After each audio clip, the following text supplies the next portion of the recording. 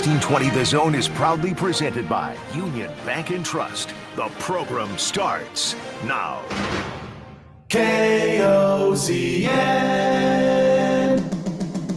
Unsportsmanlike conduct on 1620 The Zone. Husker Athletics, Creighton, and yes, UNO. Don't miss a moment, they'll give you your fix. They're on every day from 2 until 6. Spend your afternoons with John, Josh, and Nick.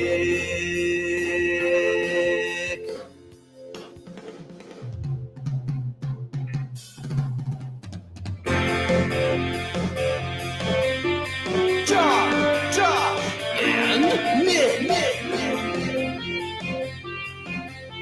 They'll show you what sports talk really is. Folks, it's a Dumb Debates Wednesday. It's the Wednesday before a holiday, and Ravi Lula is in. Usually we do this on Thanksgiving. What will today bring? I'm going to tell people what I like during every segment. Let's go! Unsportsmanlike conduct on 1620 The Zone. Husker Athletics, Creighton, and yes, UNO. Honestly, I love the idea of a hashtag things Ravi likes. We're going to start off with the positive boys. A real simple one right in front of my face here. One of life's simple pleasures. I love a crappy McDonald's hamburger. Oh, crappy. Love them. Well, listen, they're not like objectively, they're not like high quality meat or a really good burger or anything like that. But I love a really good, I love the McDonald's cheeseburger. Hey, man, their fries, still the best in the game. I already went fries. through the fries. Yeah, you destroyed those fries. Big fan of McDonald's friesies. Oh, yeah. It's a simple pleasure in life. I understand that it may not be it's not like a Wagyu beef. It's not a gourmet burger by any means, which I think people get real caught up on these days. Oh, sure. But it's exactly what I want when I order a McDonald's cheeseburger. Yeah, and you'll be enjoying that during the commercial breaks. Heck, you might be enjoying it on the air. I'm eating my food off the air today. So yeah, I usually wait till we're in a break. Yeah, you do. You know. Yeah, sometimes you'll be eating the Popeye's chicken sandwich like 4 hours later. I'm like, dang, you still have a bite of that left? Yeah, like, it's 5:30. I like to spread it out so I don't get hungry toward the end of the show. It's a smart move. So I don't get hangry. Like you were yesterday. I was hangry yesterday. Like you were yesterday. Speaking of things you like, once again, we need the hashtag things Ravi likes. Johnny Pig says, yeah, guys, Ravi likes to hate things, so he does like something. That's not true. See, so that's being a positive and a negative boy at the same time. Johnny Pig and Maya's relationship has soured as of recent. Oh, no. What did he do? So, well, I think it's a combination of things here. Basically, we disagree on several opinions. Oh, like? My food takes, the Christmas movies, those types of things. Oh, yeah. And so white people stuff. Exactly. Yeah. Probably camping, if I had to guess. Oh, camping sucks. The worst. Let's go. But things Josh and Ravi hate equally. But I think people get the misunderstanding that I'm just saying these things because I don't know, think it's a hot take or one. Yeah. People think that they think your opinions are like fabricated. Yeah. You're just trying to make people mad. I'm not trying to make people mad. I'm just telling you the things that I feel. And it's whether it's something that other people like or don't like, then I don't really care. And I think that's what bothers people. Yeah. Is I don't care how other people's opinions of a certain topic or subject or food or whatever, they aren't going to impact mine. It's like when you make fun of me for living in an apartment or make fun of Nick for living in an apartment that doesn't have a foyer. Yeah, right? You have to have a foyer. Pronounce foyer. Oh, my bad. I apologize. What, are you all of a sudden a poor? What's going on? What, do you eat non-sniffed ham? Do I hang out with Nick? Dan says Ravi likes having a house in a backyard. I do. It's great. There you go. Things Ravi likes. Things Ravi likes. Travis, now this is kind of coming at me. He says, I always shake my head in amazement and disbelief when I hear someone from Omaha turn their nose up at Lincoln. Come on, guys. To which I said, well, then you're going to be shaking your head a lot. There's like three things in Lincoln. Have you been to Omaha? And the football team's not even good anymore. Also that. I didn't even include them in my three things. That's the thing. You used to want to go to Lincoln because, hey, at least they had the football team. Even then, I did not want to go to Lincoln. Oh, I did. That's why I went to college there. I wanted to go to college so I could have season tickets. Think about that. That's great. Yeah. And they're broadcasting college pretty good. Sure enough, here I am on the radio. I like Honest Abe's. It worked okay. Doing radio boy stuff. I like Honest Abe's. I like the museum, and I like Honest There's Abe's a is couple good. good venues downtown that I've been There to. you go. Couple. Oh yeah, when I was in college, I loved the Elk Creek Water at Sandy's. Good times. Okay. I mean, I haven't been there in a while, mainly because I'm in my 30s now. I'm sure that Sandy's did have a bit of an older crowd on game days. Skewed older. Yeah, which is fine. There are some bars that I'm just like never going to make an You're like, appearance. that's not college bar. I'm I don't too belong old there now. anymore. Yeah. Too old now. It's like the TikTok of bars. Oh. What is? Do I like it or retweet it? Why is it so loud in here? By the way, another thing I like, TikTok. Love TikTok. I'm out on TikTok, but that's mainly because I just decided I cannot waste my time anymore. But I like it. Yeah, I'm Things happy. Robbie likes. Hey, people send me the good TikToks. I watch those and I laugh. You sent me two the other night.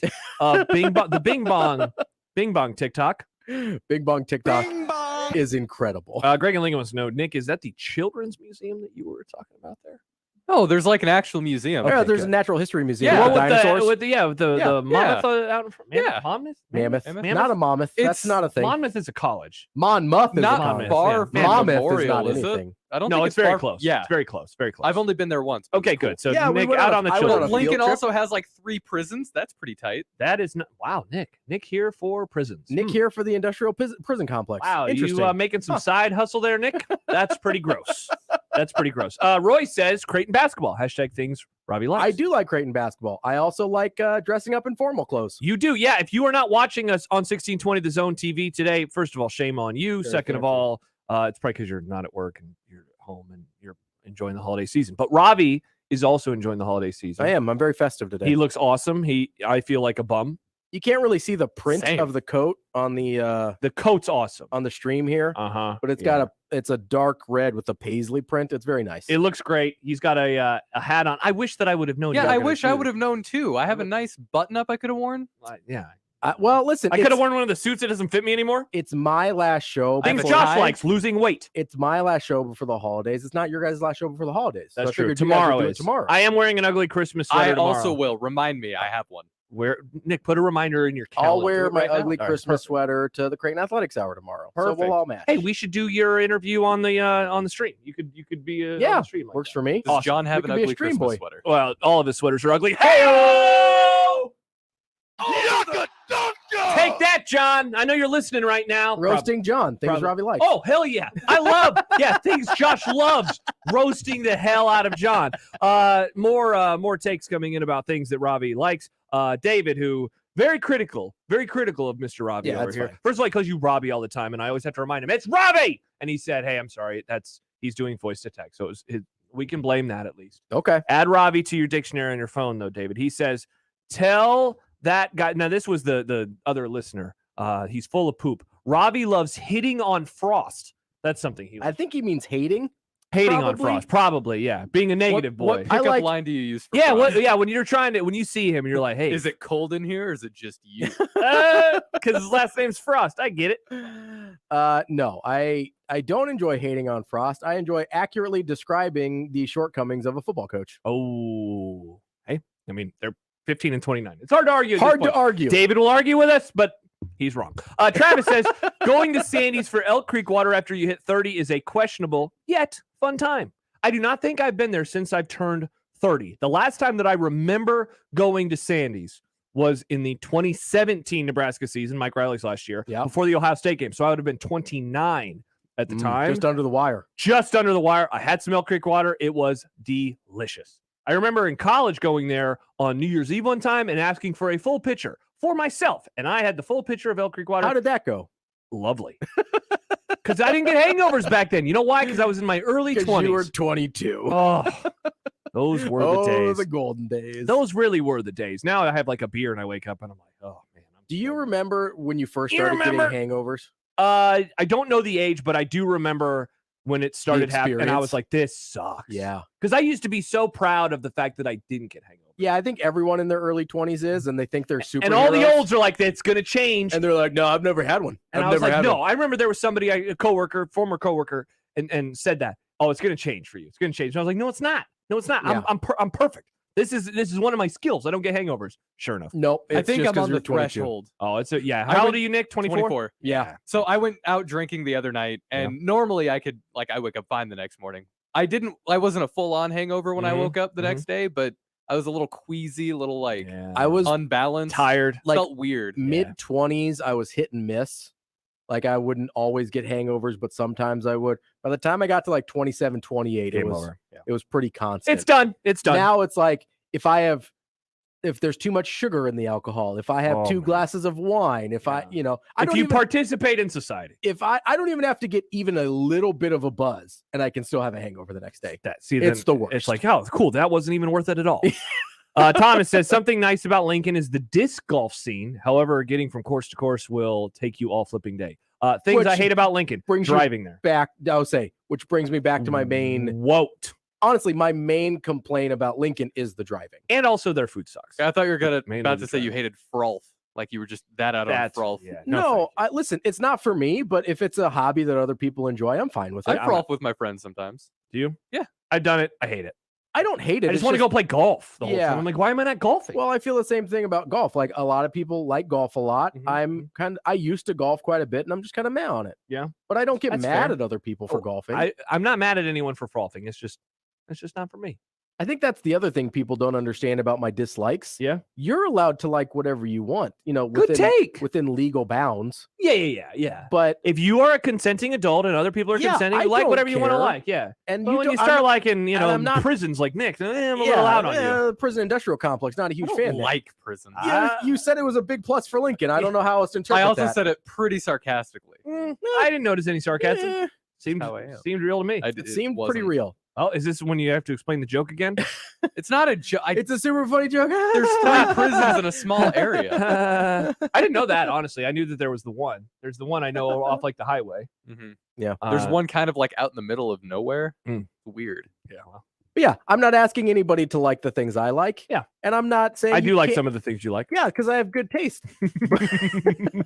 Someday I would like to own a home. But there's other things. Like, listen, someday. I like the band Creed. I know they're terrible. What? I love Creed. What? I can't help it. What? I can't help it. Nick, how do you feel about Creed?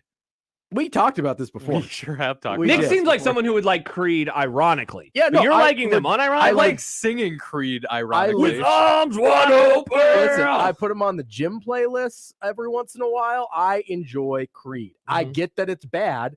I'm okay that I'm okay that I Nothing like. Nothing wrong with some butt rock once in a while. Listen, I'm okay that I like a bad thing. Yeah, it's okay. That's why a lot of our listeners love Husker football. That was Josh that said that, not Robbie. They're 3-9, maybe 3-10 if they play this bowl game. I'll say they might have to go play Wake Forest in a bowl game. Hey, be a close game at least. Greg and Lincoln, aptly, titled Greg and Lincoln. Man, our road situation is horrible. Exactly. And the city constantly touts how much it has improved. It's improved and it's still that? What the hell? I can't imagine what it was like 20 years ago. Ugh. I remember getting to college and I was like, what? People drive here? This is dumb. What's the deal with the Lincoln traffic? Oh, man. Well, welcome in. It is Unsportsmanlike Conduct. It's a Wednesday. Christmas is in a few days. An exceedingly dumb show, and we are well on our way. Hey, I'm pumped. This is awesome. It's been way too serious on the Twitter streets today, and I understand why, and we'll have a couple serious discussions as well, because things are happening. That's not fun. But, hey, we're a sports show. We have to talk about the news. But we have a great show on tap. Mitch Holtzis will join us. Speaking of the Twitter streets and COVID conversations, well, have you seen the numbers on the Chiefs? As of late? 13 players for Kansas City. Including Kelsey and Hill, right? Indeed. Currently on their reserve COVID-19 list. Yes, and Butker. My goodness. So we'll talk about that, what it means, and should we be concerned about the Chiefs game on Sunday getting moved back perhaps into early next week. We'll have Mitch on at 3:15. Mike Schaefer stops by a half hour after Mitch at 3:45. Lots to talk about with Schaefer. We could go in any direction that we please. Yeah. I mean, partially because we're the host of the show, but also because he's Mike Schaefer. He's very versatile. Yeah, indeed he is. So we'll talk about that with him. And like we said, the news of the day, what's going on with the college football playoff, what happens if multiple teams in multiple games end up having COVID positives that keep them out of said semis or even the national championship. The directives came down on that earlier today. And also there was a good story on SI.com today about basically what college sports are going to do in the coming weeks and months. And so that can kind of dovetail off of that. The news that broke late last night about Tony Tuioti, we're going to get into that over the course of the next half hour or so we can talk about that. Plus, because this is Ravi's last show with me of the year, even though you'll be back again. I mean, you have Great Athletics Hour tomorrow, and then you're back here next week. I'm doing Gary's show 3 days next week. Mm-hmm. So in honor of that, in honor of Ravi's last day with me, which is all I guess I care about, how will we remember what happened in the world of sports in 2021? You know, and this is what everybody does at this time of year, right? They look back on what's come before them. look back, look forward. We're going to look back and look forward. But in all seriousness, it was quite the year. It began one way. It seemingly is ending the exact same way it began. But and it was very different in the middle. There was this huge middle where it was like, oh, man. Where it seemed sort of normal. This is really cool. And I actually wrote down the weekend that I thought normalcy returned for the first time. And I wonder if it's going to overlap with you. But we can look back on the good, the bad, local, national, all that good stuff. And I guess, what's happening now and what it means for 2022. Boo. Indeed. 402-951-1620. That is the Alanaha Nurseries hotline. Give us a call all throughout the program today. Also, you can hit us up on the JTech Construction Zone Twitter feed at USC1620. Why do you need to do that? Well, for multiple reasons. First of all, just give your opinion on anything you'd like. Second of all, hashtag things Ravi likes. But third, and most importantly, it is a Dumb Debates Wednesday. We will do that in the happy hour at 4:45. And I mean, Ravi is in, and Christmas is a few days away. Who knows what Dumb Debates could bring? You know what Ravi likes? Dumb Debates. Josh likes Ravi's Dumb Debates with Josh. I don't know why I'm speaking in Agreed. third person. Nick likes Josh's likes of Ravi's liking Josh's Dumb Debates with Josh, Ravi, and Nick. There you go. Love it. I feel like what's his name on The Hangover? Speaking of hangovers, the math, the numbers are moving all around. That's how I feel right now with all this liking. Alan, thank you very much. Yeah. So Dumb Debates coming up. JTech Construction Zone Twitter feed. Hit us up on there. And the Equitable Bank inbox. It's Josh at 1620thezone.com. We take banking personally. Personally, you can email us all throughout the show today, like Raj did. South Carolina Raj. Lincoln also has the National Roller Skating Museum. That is a thing I do not care about. That's a thing I didn't know. Here's my take. I don't think I've ever roller skated. I've roller bladed. I don't know if I've roller skated. I have roller skated. Yeah, you had the four wheels on one foot. Because I didn't have roller blades as a kid. So when we had our skate parties in elementary school. Extreme. Oh, look at this. I'm going to jump and touch my ankle. Oh, man. You were a 90s commercial. Oh, hell yeah, I was. Can I get some Mountain Dew? Where are the Doritos, Mom? Things Ravi likes. Diet Mountain Dew. You do. Love Diet Mountain Dew. Yeah. Diet soda in general. You had lots of Diet soda next to you yesterday. Loved that. Yeah, I've got some in the bag still. Yeah. Don't worry. Nice. Love Diet soda. Nice. Awesome. So that's how you can get in touch with us all show long. We do want to remind you that it is December.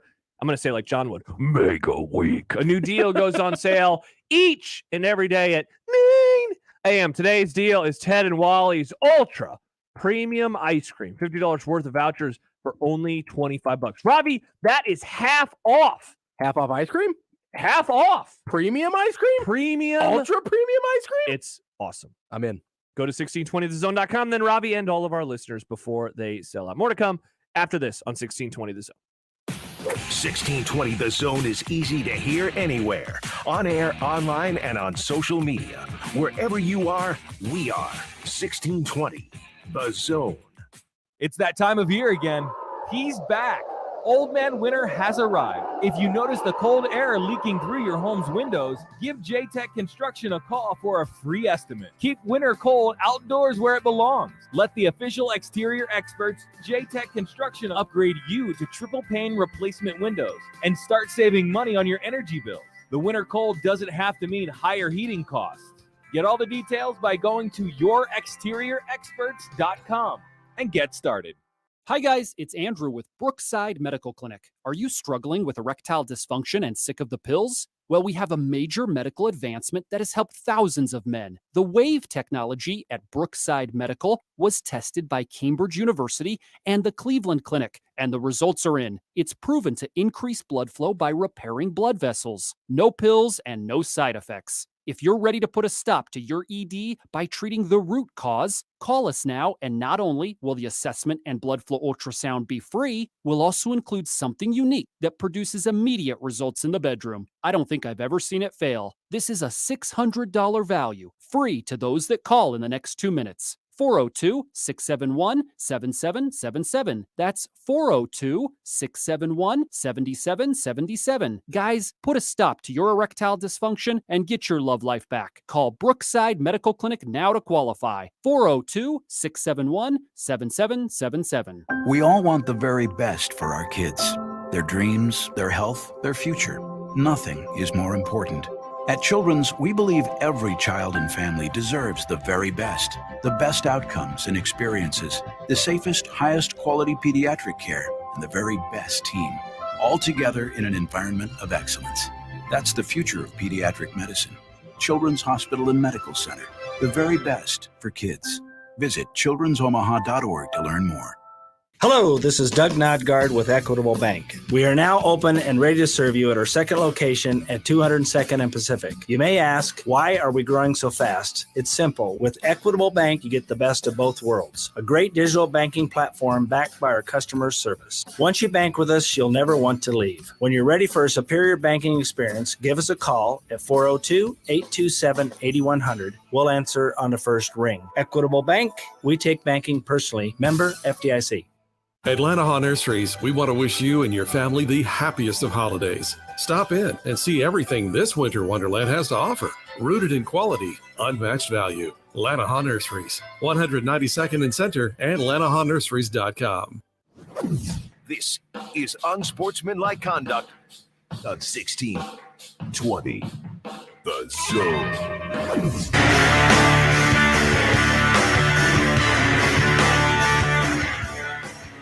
Hashtag things Robbie likes. It's Creed. Hello, my friend, we meet again. It's been a while, where should we begin? Welcome back to Unsportsmanlike Conduct. Feels like forever. D-Pick on the YouTube page points out that Josh rollerblades have 4 wheels on each foot, too. Oh, snap. Yeah, they do. I guess I meant it, you know. Inline. Yeah. They're all one instead of the 2 and the 2. Oh, that's why they called them inline skates. I just made that connection. Yeah, me too. Huh. Yeah, they're in line because the They're literally in a wheels line. are They're in a literally line. in line. Yeah. Chuck wants to know, hey, Robbie, V-neck or crew neck under the shirt?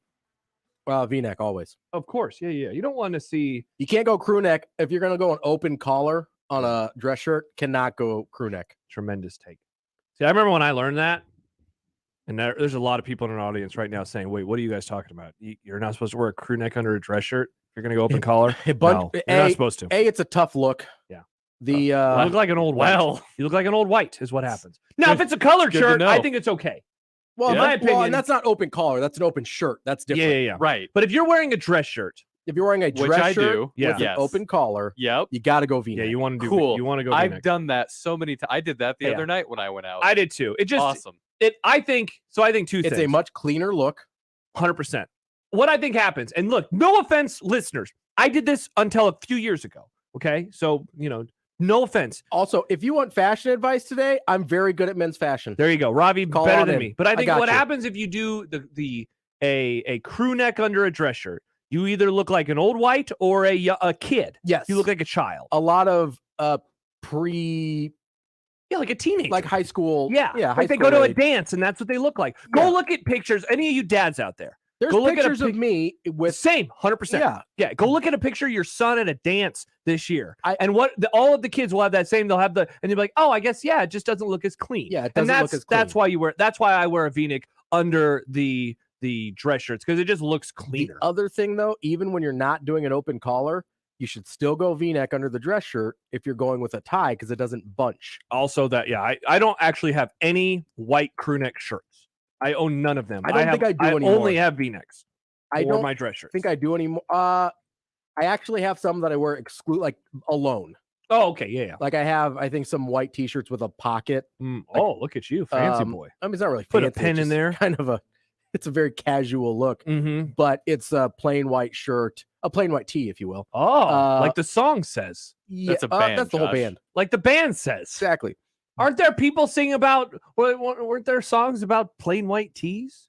Like hip hop songs? Were there not? Remember when we were in high school, there'd be the long tees. Yeah, they had the long tees. Yeah, remember the white tees? You get them at like Finish Line? Yes. Yeah, those were really long. When you say plain white tees, I thought most people associate it with the band. I thought there were songs. Hey there, Delilah. I remember that song. Like in New York City. Their new album, not good. They're not good at making That's music not anymore. a surprise. The one-hit wonder's not good? Huh. They weren't a one-hit wonder. There was a lot of hits off that one album. They're no Creed, let's say that. Amazing. Well, no, I like the plain white tees. Amazing Danny says, I feel like a crew neck that would fit around Robbie's neck would be attached to a shirt with sleeves that were too long. I will say I do struggle with proper sizing. Yeah. because I do have a very thick neck and With broad 2 C's. and broad shoulders. So a lot of times the things that fit the shoulder neck portion of my body are too big for the rest of the torso. So it's an issue. Steve has decided to tweet in things we all like. We appreciate this, Steve. Things Ravi likes. The 80-piece McNuggets. Things Josh likes. Who cares? Thanks a lot, Steve. Things Nick likes. Prison speed dating, apparently. Nick, is this true? What's prison speed dating? I don't know. If you got to ask, you probably can't afford it. I don't think anybody can afford it. Probably not. Greg and Lincoln. Well, you probably could. Greg and Lincoln says plain tees. Kanye just sells them for $100+. That is crazy. Yeah. But man, those shirts probably are comfortable. Probably. That's but the thing I always notice. Like when I watch Succession, is I mean, look, they're billionaires, so they have like their own yachts and helicopters, and their apartments are 100 stories in the air. All that's really cool. But man, rich people's coats. I'm always like, that coat looks awesome. I love a good coat. It looks warm. It looks comfy. It looks good. There's not dog hair on it. Wherever my coat is. Your coat's in the did I chair. leave You it never outside? brought it in. Your hands were full. I love a good coat, though. Oh, yeah, me too. I Quality ordered new coat. ones this week because of my skinny people problems. My coat doesn't fit anymore because of all the weight I lost. I have way beginning too of many last year. coats because I just Wow, love them. coat boy. Well, you But like not a coat boy, just a coat boy. a boy who likes coats. A boy who likes coats. Well, I like to match them to outfits, right? Mm-hmm. So you have to have different colors and different styles. Wow. And things. I bought a yellow coat. I'm very excited for it. Did you? It's going to be loud. I used to have a yellow coat. Yeah? Yeah. So when I run, my running stuff is all just super bright. Like one of my friends. And Yeah, this, so you don't get hit by a car, right? Not even that. Just because I like loud clothes. I have yellow shoes. Okay. I have also. So when my friend and I, when we ran the marathon in Minneapolis a few months ago, his is just gray, black, very, very nondescript running clothes. And I put on mine. He goes, "How would you get away with murder if you wore all of your clothes?" And I said, "Well, I'm not trying to get away with murder." Yeah, he wants everyone to know that he's the leader of a murder cult. See, and that's why the joke. And I don't even think he was trying to make a murder cult joke. But yeah, I want my clothes to be as loud as possible when I am going for my run. And I figured, you know what? Why not have a loud coat too? So Yeah, we'll see. We'll see do when it. it arrives, and it'll be small. I It'll like fit me better. bold clothing choices. Me, yeah. I wish I was more comfortable doing it with like all my clothes. Yeah. I should just do it. You got to I've- branch out a little bit. I've got one really bold button up that I like to wear sometimes, but that's like a very I'm going to a fancy type of party. Wow. Just like the very bold, nice, silky type of shirt. I like it. Yeah. Do you guys watch I Think You Should Leave with Tim Robinson? I've seen a couple I don't episodes, think I've but I seen didn't that. get into it. Oh, that's too bad. Because I was going to make a Dan Flashes joke, but the 5 people in our audience who also watch I Think You Should Leave with Tim Robinson, they will laugh at that joke. YouTube, nonetheless, will not. No. All right, when we return, I promise some sports. At some point. Yeah, we'll get to it. Tony Tuioti, what does this mean for Nebraska? What does this mean for Oregon? What does this mean for everybody? What does this mean for Scott Frost? This is not good. This is indeed not good. This is not good. We'll talk about the reports about Tony Tuioti leaving Lincoln, Nebraska, probably because the roads suck, but also maybe because the football program is bad too. Ravi Lula hanging out with us today. Mitch Holtis in a half hour. Mike Schaefer an hour from now. And, of course, Dumb Debates coming up at 4:45. It is on Sportsmanlike Conduct, 1620 The Zone. Live from the Host Coffee Studio, this is 1620 The Zone. From farm to city, Sid Dillon Chevrolet has your next vehicle covered. Shop our 4 area Chevy dealerships or visit us at SidDillonChevy.com. You are what drives us, Sid Dillon. Chevy, find new roads. Email any of our shows anytime into the Equitable Bank inbox. At Equitable, we take banking personally. For me, John at 1620thezone.com. The Equitable Bank inbox from 1620 The Zone. The Zone's hydration station is social in Elkhorn at 192nd and Pacific, Omaha's newest and best football party with easy-to-drink specialty cocktails, mimosa towers, and 192-ounce mules. Come experience social, 192nd and Pacific, hydrating the Zone in Omaha this football season. You've been putting back a few, and a few becomes a few too many. For a moment, you think of calling for a ride, but nah, you live nearby. What's the worst that could happen? You get pulled over, your insurance goes up, you lose your license. You total your car. You kill someone. The results of driving drunk are tragic. That's why law enforcement is out there looking for impaired drivers to save lives. So if you think you're okay to drive after a few drinks, think again. Drive sober or get pulled over. Paid for by NHTSA. You've been putting back a few, and a few becomes a few too many. For a moment, you think of calling for a ride, but nah, you live nearby. What's the worst that could happen? You get pulled over, Your insurance goes up. You lose your license. You total your car. You kill someone. The results of driving drunk are tragic. That's why law enforcement is out there looking for impaired drivers to save lives. So if you think you're okay to drive after a few drinks, think again. Drive sober or get pulled over. Paid for by NHTSA. At Union Bank, people don't have your money. Your money has people. First home people, investment people, people who answer the phone and your chats, dream car people, dream retirement people, driving your dream car in your dream retirement people, small business people, credit card people, and all the other people you need. At Union Bank, our people help you do more than you dreamed possible. So stop in and say hello. We can't wait to see you. Union Bank and Trust. Member FDIC. The Tuesday after Christmas, the Creighton Blue Jays are back on the floor as they battle the Georgetown Hoyas. Pre-game coverage begins at 6. Tip-off is at 8. Tuesday. Your home for Creighton Blue Jay basketball is 1620 The Zone. Shop Woodhouse Place Hyundai and Nissan, 144th and Giles. KOZN, Bellevue, Omaha, Council Bluffs. Hey, Weezer. Hashtag things Josh likes. Especially early Weezer. Ravi too. There you go. Blue Album, Pinkerton. You know what I like? Maladroit. What? This is probably a hot take. Okay. I like the Weezer version of Africa better than the Toto Whoa! version of Africa. That's a good cover, though. It's a good cover, and I think You think it's the better cover? I do. I think it hits just a little bit harder than the Toto one in all the spots I wanted to hit, just a little bit harder. I do like Wow. the Teal album. The Teal album was good. Wow. Multiple people, dozens of us, are complimenting me on my Dan Flashes reference, so I appreciate that. Thank you, There boys. are dozens of Dozens of us! Thank you, gents. Thank you very much indeed. All right. Sports. Here we go. Sports time. D-Pick, though, does want us to acknowledge 12-0 in women's basketball. Talk about how UNL is a women's sports-only school. Yeah, they got another win today, Ravi. Another win. Should Nebraska 12-0. cut the men's programs to focus all of the funding on volleyball and women's basketball? I think they should just And bowling. use the bad football program making the money to continue to do well in all of these Fair other enough. sports. Yeah. A lot of these Fair athletes enough. will be going pro in Yeah. something other than sports. All right, in all seriousness, Tony Tuioti is leaving Nebraska. This, according to Pete Thamel, there was a initial report last night from Football Scoop. I believe they were the first to report that, hey, they're Oregon. They are targeting Tony Tuioti. And I have noticed, Robbie, I don't know if you have too, targeting has seemingly become the word to describe what is almost a done deal, but is 100%, not yeah. officially a done deal. They reported that 24/7 Sports, the Oregon affiliate up there. They said, hey, yep, it sounds like this is darn near a done deal. Well, at 12:18 this morning, Pete Thamel reported Oregon has finalized a deal to make Tony Tuioti the next defensive line coach. Sources tell Yahoo Sports he comes from Nebraska and has experience at Cal, Michigan, Hawaii, and in the NFL. First initial reaction that you have about this move, and then we can unpack it a little bit more.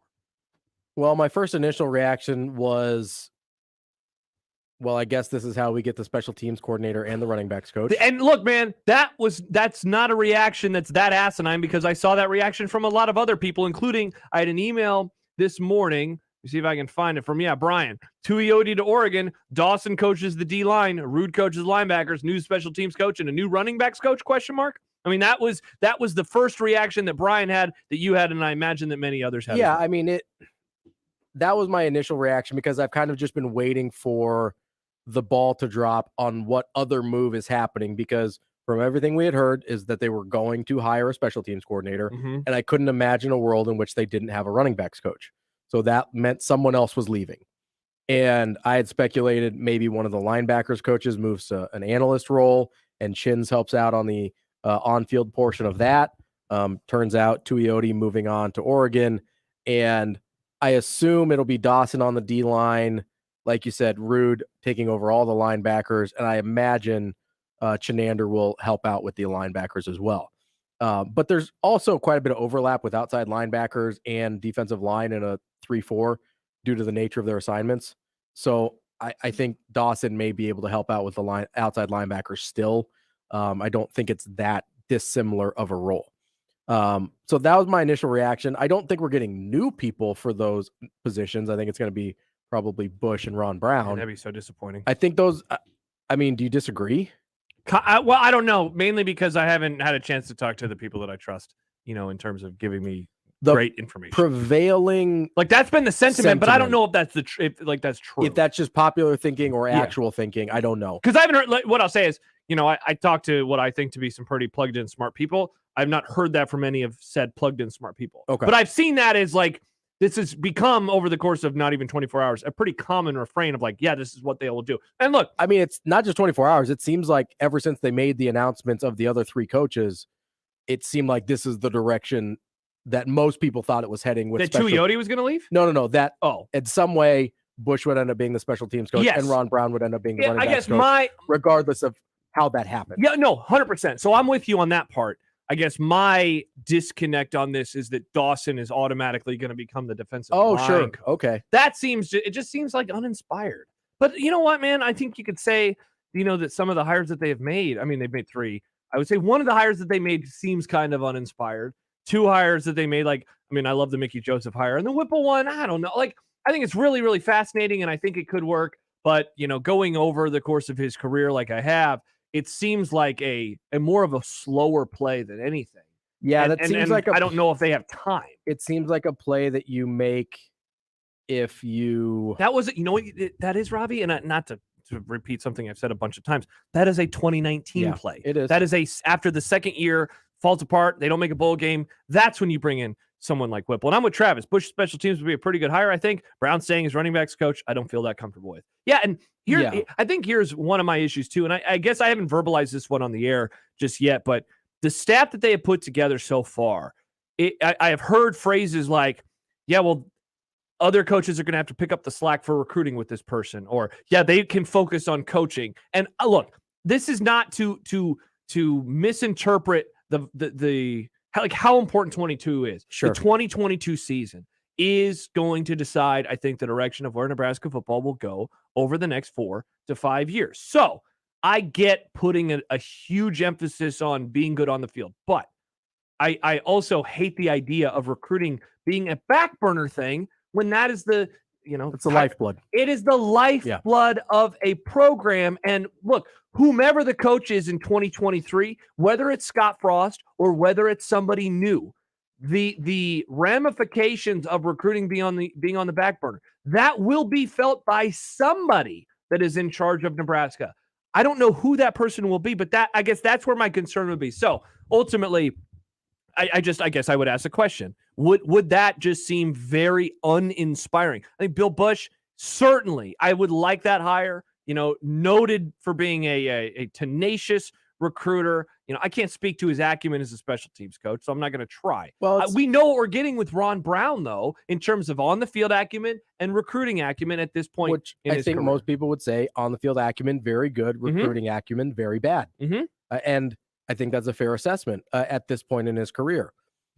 I agree with you. I don't think you can have someone who is essentially a 0 in recruiting on your staff. I just don't think you can do it, especially at that position. See, thank you. I love that position being used for a kick-ass, bona fide young recruiter. It's a crucial position. And /coach. maybe I'm underestimating the work that a running backs coach does, but it seems like a place where, because you're working with fewer guys, like typically you only have 1 running back on the field at a time, right? Yeah, sometimes in modern college football. Sometimes 2, but that's about it ever, right? Yeah. So that's outside of quarterbacks, who is more important for obvious reasons. It's the fewest number of players at any position group that's on the field at any given time. Wide receivers, you almost always have at least 3. Tight ends, you might have 1 or 2. But again, your tight end coach, you probably, if it's an exclusively tight end coach, you probably want that guy to be a kick-ass recruiter, right? Because he's only coaching typically 1, maybe 2 guys on the field. Yeah, I've been a fan of Sean Beckton's work.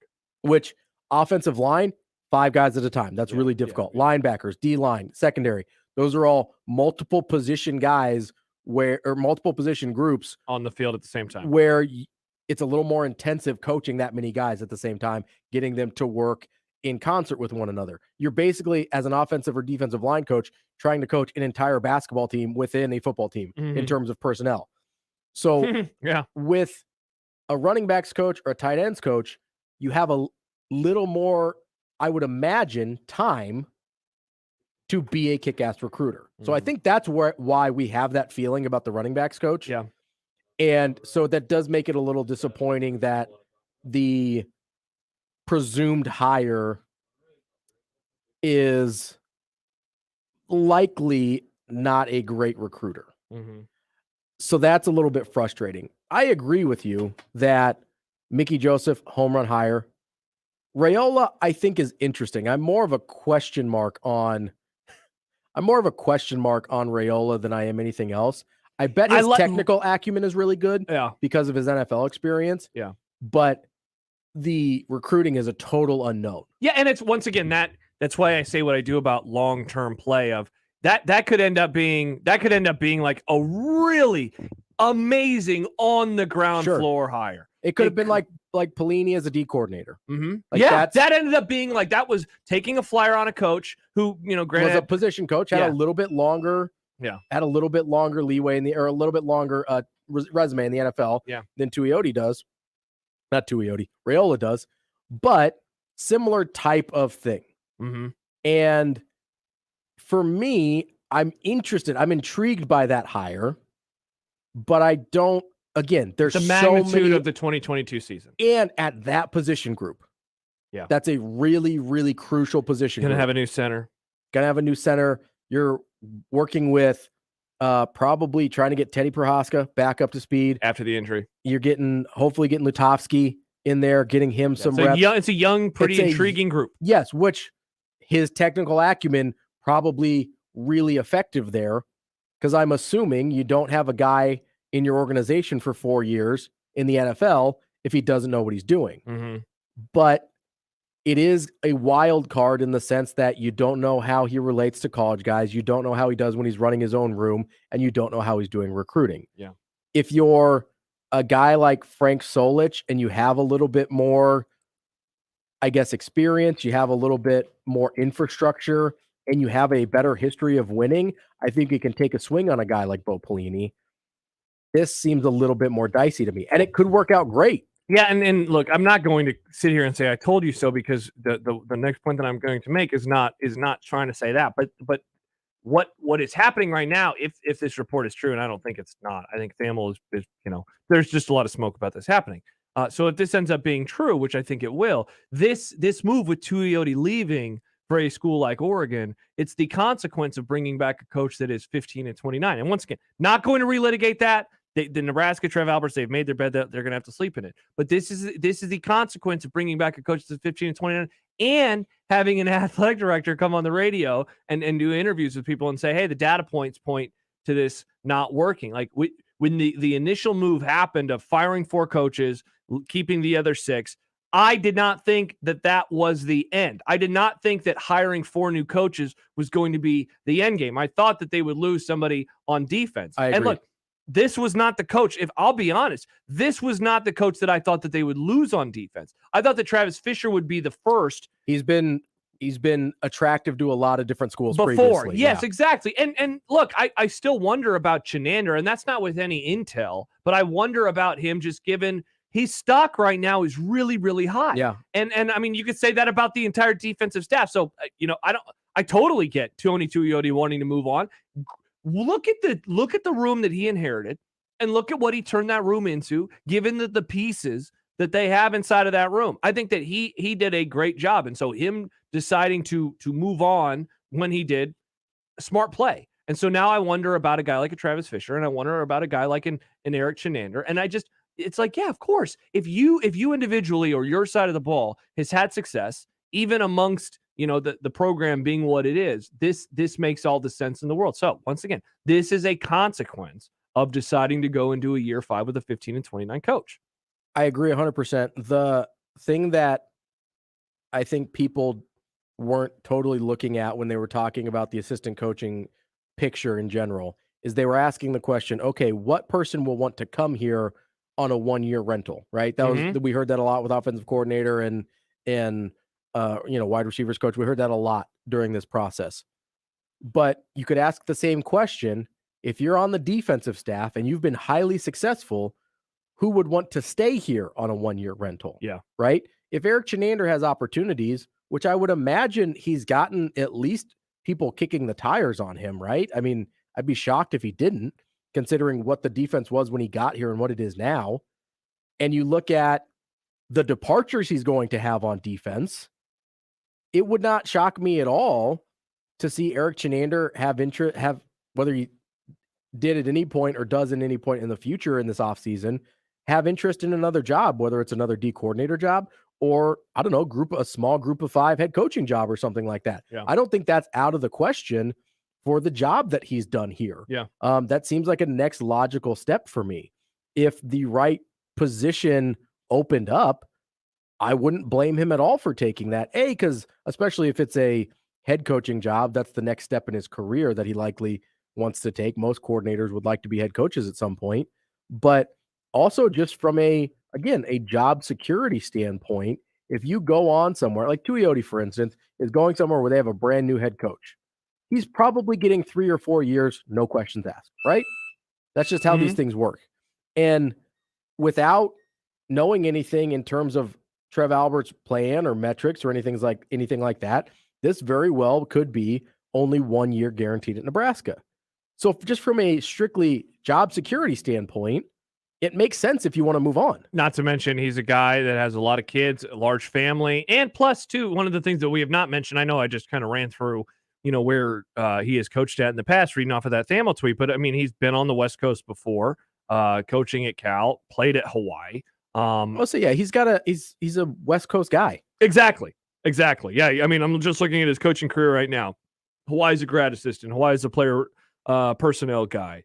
Coached at a high school in Hawaii. Nevada is another place that he coached, and then certainly Cal in 2017 and 2018. So, this makes sense for him from a couple of different perspectives. And I agree with Travis. He says, I don't think Chins necessarily leaves for another Power 5 DC gig. I think it's going to be a head coach at a Power 5. I don't think he's leaving. I don't either, but I would understand if there was both interest on his part and on the part of other schools asking about him. Yeah. I expected that after the season the defense put up, and with the uncertainty, even getting another year, there's still a great deal of uncertainty of what the future holds in Nebraska for them. Tion on YouTube, if we start losing all the coaches, then that means Nebraska is a joke forever. All right, chill out. They're not going to lose all the coaches. But this is a move that is concerning on multiple fronts. And I think we just kind of ran through the majority of them right now. But I mean, ultimately, if you just look on the field for 2022, this is now another spot that they will have to, who will have to learn the defense. And I thought of all of the hires that they have made, let's say after the initial staff, I think that you can make the argument of the ones that have actually coached at Nebraska so far. Mickey, Joseph, Whipple, Raiola, we haven't had a chance to see them at Nebraska. I think you can make an argument that this is, there haven't been that many, so this is the best one probably by default. But he has done a really good job. We had Damian Daniels on the program last week. To hear him talk about the way in which Tony Tuioti coached him, and how he arrived and what he told him. And I guess getting him to believe in himself and what he could do as a defensive lineman. That group really seemed to have a lot of buy-in with him. And I thought that group, I said it. They got a lot of improvement out of them over the last year. So if you just want to look at it from the true micro perspective of forget about his future and forget about Nebraska long-term, all that stuff. What does it mean for them in 2022? Let's see what they do. But my guess is this is ultimately going to be a net negative because he was a really good coach. Good coach. Yeah, you can't say like, oh, he was a great coach, and then he leaves, and you're like, but we don't need him. You can't claim that somebody's really, really good, and then they leave, and it's going to be just okay. That's not how these things work. It's just like when you have it's the same thing that's happening in Oklahoma with Lincoln Riley. Mm-hmm. They loved Lincoln Riley. They were obsessed with Lincoln Riley. Up to the day he left, they were saying, oh, he would never leave us. He loves it here. He's the best coach ever. He's Oklahoma for life. The minute he leaves, it's like, oh, we don't even want him. He's going to fail at USC. He's a joke of a coach. It can't be both things. Yeah. And it's the same thing with Tuioti. If he was a good coach here, I don't think anyone can deny that. No. He did a good job here. Yeah.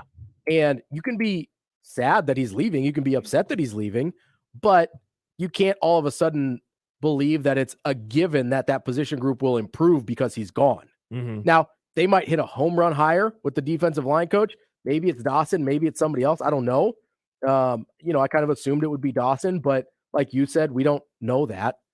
And if they knock it out of the park with the defensive line hire, then it absolutely could be a positive. to a different conversation. But you can't just bring anyone in and assume it's going to be a positive over Tuioti because Tuioti is a very good coach. I'm going to say something I say, sometimes, and that is I'm going to disagree with Amazing Daniel because he says, LOL, the same people complaining about how bad we suck, also losing their minds about coaches leaving. Don't they want them to leave if they're so terrible? The bad coaches. People want the bad coaches to leave. And I think Tony Tuioti has done a really good job. Yeah, I mean, I think the decision to move on from Lubick, from Held, from Verduzco, and from Greg Austin, that was a smart decision in my opinion because those groups have underachieved. They struggled. There's a reason Becton is still here. Exactly. And I thought that was a good decision. If you're going to keep any of the offensive coaches, he would have been the one that I would have rated the highest out of those 5 and say, yeah, you want to keep him. Tony Tuioti is not a coach that I think anybody wanted to see leave, and rightfully so. Same thing with, listen, there's 3 position coaches that I think you can look at and unimpeachably say they've done a great job. Becton, Tuioti, and Fisher. Yes, 100%. Those are the position groups that I don't in terms of position assistant coaches. Yes, position assistant coaches, because everybody had issues with Held. Everybody had issues with Lubick as a wide receivers coach. I'm not even talking about offensive coordinator stuff. Everybody had issues with Verduzco. And the linebackers have been kind of meh. Up and down. They've been up and down. There's been some really good JoJo's awesome, right? Yeah. But I've also heard that JoJo was kind of playing a nickel and so spent a lot of time in secondary meetings, more so than linebacker meetings. I don't know if that's true, but that's a thing that I've heard. I don't know that they've done a bad job at linebacker, but they don't stand out to me the same way that secondary, tight end, and defensive line have. Yeah. So you look at those 3 guys and say, hey, they've done a great job. And obviously, all of the assistants on the defensive side of the ball have done better than most of the assistants on the offensive side of the ball. But those are the 3 guys that you would look at before all this happened and say, yeah, those are the 3 best position coaches on the team. Yeah, it's just like, I thought that it's a bad thing for Nebraska football in 2022 that Cam Jurgens left, and I caught a lot of criticism. Hey, you were critical of him. You can't have it both ways. No, I think I can't have it both ways because I can say he was a player who struggled in 2019 and 2020. He got a lot better in 2021. Yes. And also replacing a 3-year starter, just like in this case, replacing a 3-year defensive line coach is not as easy as I think we make it out to be. It's a lot harder to plug and play, just especially at center, than it is to continue to have the continuity of having Cam Jurgens. This is a program that went 3-9, but there can still be individual success stories within 3-9. Just like you can have a team that's 9-3, and you can have individual lack of failure stories, if you will. Yeah, it's possible to have both of those things. This is a coach that I think warrants concern of, man, he's leaving. This sucks. I mean, you don't even makes sense. You don't even have to look that far back, right? Nebraska was going 9-3 or 9-4 every year under Bo Pelini, right? 10-3 every year under Bo Pelini. You could still look at it and say, hey, there are issues where Taylor Martinez is not being very good at football. Yeah. Like you can have he had some really good games. And he had some games where he was awesome, but especially later in his career, as he struggled with injuries and didn't ever really seem to recapture his form from when he was a freshman, you could look at it and say, yes, this is overall a good football team. Or the 2009 Huskers are a great example.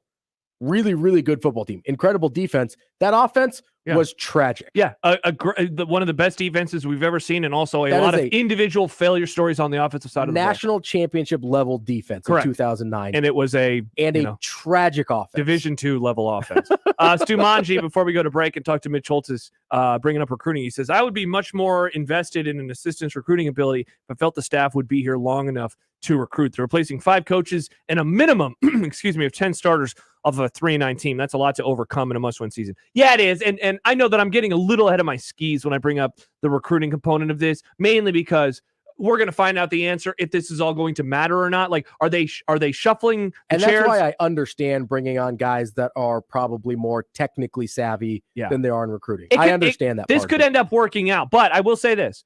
Let's say that the assistant coaches, that all of these hires end up being a huge net positive and results in them making a bowl game, and then they make another bowl game in 2023. Like, that is all great. But if they continue to be behind in recruiting, even for another cycle, there are long-term ramifications that start showing itself in depth. And I'm not talking about, a frontline guy. I'm talking about, oh no, the starting wide receiver is out. Now the player that was the 2 is the 1, the 3 is the 2. Oh, everybody has to slide up a spot. That's when it becomes a concern. Oh, the defensive line, the defensive end is out. Well, now you're looking at a different level of depth. So he's right though. they're either going to fail or succeed, year. And it's going to change the conversation in recruiting one way or the other. But man, I just think that they're setting themselves up for a very thin group. But maybe I'm wrong about how they're going to do the transfer portal, because I'm still a little dubious on this being, the now major component of the program, in terms of wins and losses. Maybe Mickey Joseph's just going to be the lead recruiter on everybody. He's going to be everybody's lead recruiter. You know what? Mickey Joseph does all the recruiting. Mm-hmm. Yeah. Perhaps he will. Maybe Scott Frost can do some recruiting now that he's got so much more free time. He's not stretched so thin.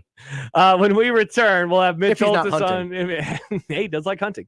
Mitch Holtis will stop by. What the hell is going on with the Kansas City Chiefs, and what does this mean for their game on Sunday? It is still scheduled for Sunday, I believe. We haven't missed that in the so far, yeah. All right, cool. I believe they're playing the Steelers on Sunday afternoon. We'll talk about what to expect in that matchup when we perhaps don't know who to expect playing in that matchup. Mitch Holtis up next on 1620 The Zone. Severe and betting in the morning. Adrian Dow joining us here, Vice Chancellor and Director of Athletics for Omaha Mavericks. How can we get other sport programs to the level that our hockey program is right now, right? And if you are able to do that, it certainly helps you become more relevant in the Omaha market. Adrian, we really appreciate you taking the time. I know you got a lot of work to do and giving us a few minutes. Hey, guys, thanks for having me on. I'm a big fan. You guys are a part of the morning commute every morning. For more, tune in every day to 1620 a.m. or go to 1620thezone.com. Your Omaha area forecast from the Godfather's Pizza Weather Center and KETV News Watch 7 on 1620 The Zone. Breezy and mild right now with the temperatures in the low 50s into early evening. Mostly clear tonight. We'll drop back in the lower 30s for the lows, and then partly cloudy Thursday, highs still reaching the low 50s. I am Chief Meteorologist Bill Ranby from KETV News Watch 7. 1620 The Zone's unsportsmanlike conduct, brought to you by a great friend of the program, Union Bank and Trust. Sid Dillon Chevrolet is your Chevrolet Business Elite dealer, offering commercial vehicles, including medium-duty trucks and low-cab forwards. Visit SidDillonChevy.com today. You are what drives us, Sid Dillon. Chevy. Find new roads. The Zone's hydration station is social in Elkhorn at 192nd and Pacific, Omaha's newest and best football party, with easy-to-drink specialty cocktails, mimosa towers, and 192-ounce mules. Come experience social, 192nd and Pacific, hydrating the Zone in Omaha this football season. There's no time like Christmas time. No family like mine. Here's to spending the holidays with people you love. Merry Christmas from all of us at Dingman's Collision Center. He's making a list. He's checking it twice. He's giving away up to $7 million in gifts over 7 days on FanDuel. Okay, so it doesn't all rhyme, but FanDuel is here for you. Santa Barkley is back. Charles Barkley is giving away more than ever this holiday season through FanDuel Sportsbook. New and existing users, open the FanDuel Sportsbook app every day between December 21st and December 27th for a new gift from St. Chuck. Yes, America's #1 sportsbook is going to make you very, very happy. Look at that great NBA Christmas Day slate. You can get your money in as little as 2 hours. When you win with FanDuel, it's safe, it's easy to use, and it has become the #1 destination for NBA and NFL betting. If you're new to FanDuel Sportsbook, just use promo code Gary162 to get your first bet risk-free up to $1,000 and make every moment more this holiday season. That's promo code Gary162. Don't forget to check the FanDuel Sportsbook app every day from December 21st to December 27th to see what Santa Barkley brought you. 21 over, present Iowa, void where prohibited. Restrictions and wager requirements apply. See terms at FanDuel.com. Gambling problem, call 1-800-BETS-OFF. When it comes to vaping, the truth can get clouded. So let's make it clear. Vaping is not safe for youth. Because vaping can put microscopic particles into your lungs and dangerous things like metals into your body. And nicotine, which can harm a person's brain development through their mid-20s. With appealing flavors, high nicotine levels, and lots of promotion on social media. Many kids think vaping is harmless, but it's not. So talk to your kids about the risks of vaping. Sponsored by SAMHSA and Nebraska DHHS. Aired with the Nebraska Broadcasters Association and this station. The Tuesday after Christmas, the Creighton Blue Jays are back on the floor as they battle the Georgetown Hoyas. Pre-game coverage begins at 6. Tip-off is at 8. Tuesday. Your home for Creighton Blue Jay basketball is 1620 The Zone. This is Unsportsmanlike Conduct with John Bishop and Josh Peterson. Takes 9.8 seconds, and I'm done. On 1620 The Zone. The following is brought to you commercial-free on 1620 The Zone by Hy-Vee, shop Hy-Vee, where there's a helpful smile in every aisle. is the most exciting announcer in professional football. Rudolph the Red-Nosed Reindeer with jet propulsion. Nobody makes a first down sound more dramatic. They're going to hold the ball and stretch the chains. Do the Chiefs have it? They've got it! It's a first down! Kansas City! No one else can keep up with the speed of Tyreek Hill. Ankle tackle missed! 25, 10, 5, touchdown! When you cross the Chiefs, you cross him. No, listen to me, bud. Okay. Listen to me, Benedict. And nobody has more passion for the Hy-Vee salad bar. And it would be tasty for the Chiefs to get a touchdown here.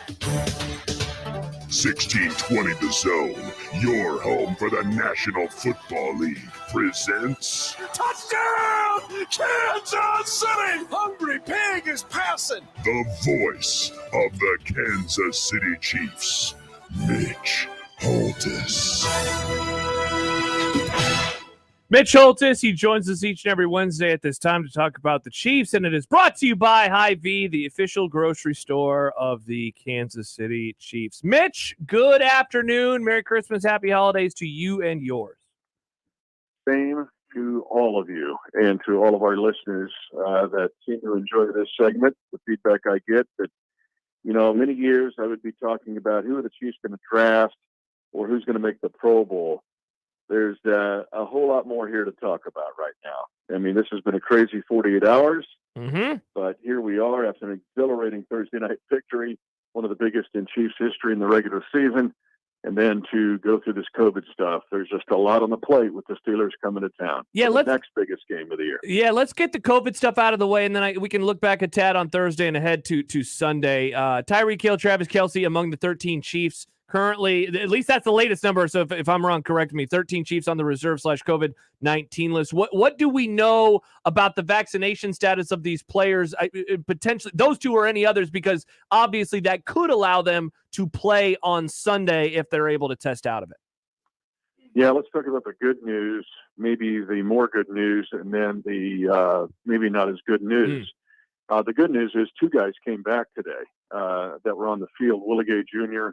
off the COVID-19 list and cleared to play, and Josh Gordon, wide receiver, was off the COVID-19 list, played today, or practiced today, I should say, and the L'Jarius Sneed was back off the bereavement list. Remember, he's missed the last two games because his brother allegedly murdered in a horrible situation the Friday before we played the Raiders almost 2 weeks ago now, but L'Jarius is back, and then those two guys are off the COVID list.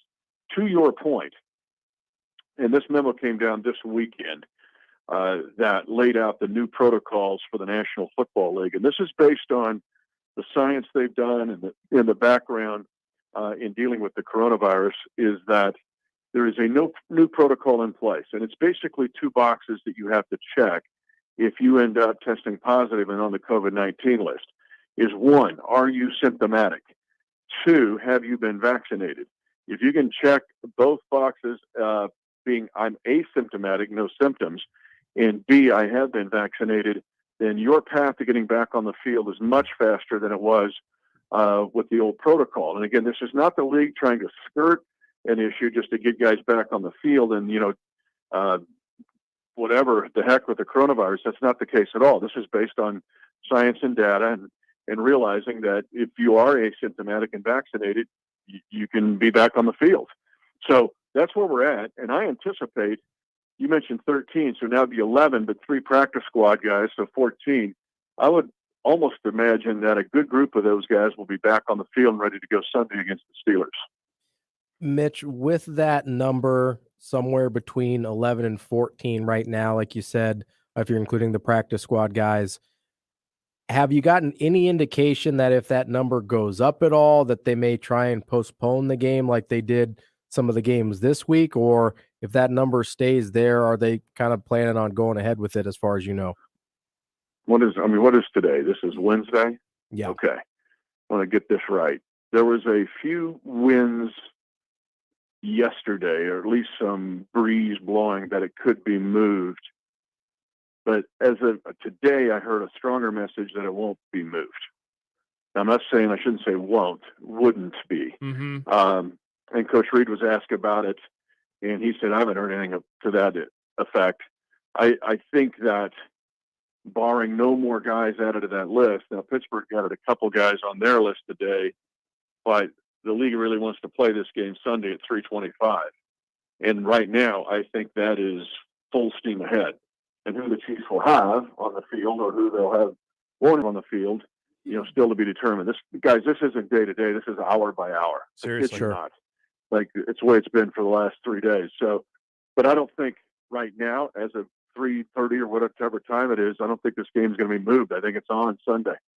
Mitch Holt is joining us right now, the voice of the Chiefs. All right, let's look back at that game and go back now onto the actual field and the win over the Chargers in a season full of some pretty crazy finishes, some pretty crazy games. That is among the craziest that we have seen so far in this 2021 season. Almost now, Mitch, a week removed. We rarely get to do this with you where we talk about a game so far in the rearview mirror. But is there a particular thing that perhaps you're thinking about a lot more the further we get away? I know for me, it is like the way that Mahomes started and the way that he finished on the last 3 full drives and what that offense was able to do. It feels to me, and you try not to have hyperbole here, but only 28 years of doing this, you kind of scan and people say, is that one of the greatest you've ever called, or is that one of the best games? I would say from a regular season standpoint, a regular season game with so much on the line, and the Chiefs had no real practice time, had to travel halfway across the country to play it with all the chips on the table. I would put it up there. If not, it's top 2 or 3 in the history of the franchise for regular season victories. It just grows better as the days go on. The second thing I would say that hit me, it's about 4:45 in the morning. The guys have to get off the plane first. I'm tier 2. So I test regularly. I get to be on the plane. But I'm watching these guys go by getting off the plane at almost 5 a.m., and they're exhausted. These guys are worn out. But I'm watching Kelsey go by me, Tyreek Hill go by me, Mahomes go by me. And, guys, here's what I thought. I'm watching Lou Gehrig, Joe DiMaggio. These are some of the best guys to ever play in this league, ever. And they're walking off this plane.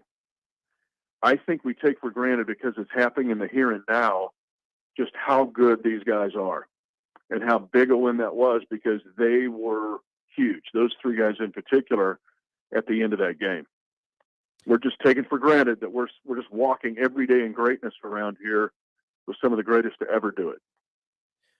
Mitch, I do think that you make a good point there, that sometimes we don't appreciate smell the roses. If you will. We don't appreciate the performances of maybe a Patrick Mahomes or a Husker Travis football. Kelce. Yeah, I was thinking about that, Mitch, like the 90s and how it just got it became old hat, that by the time it ended, you were like, oh man, I wish that I would have enjoyed it more.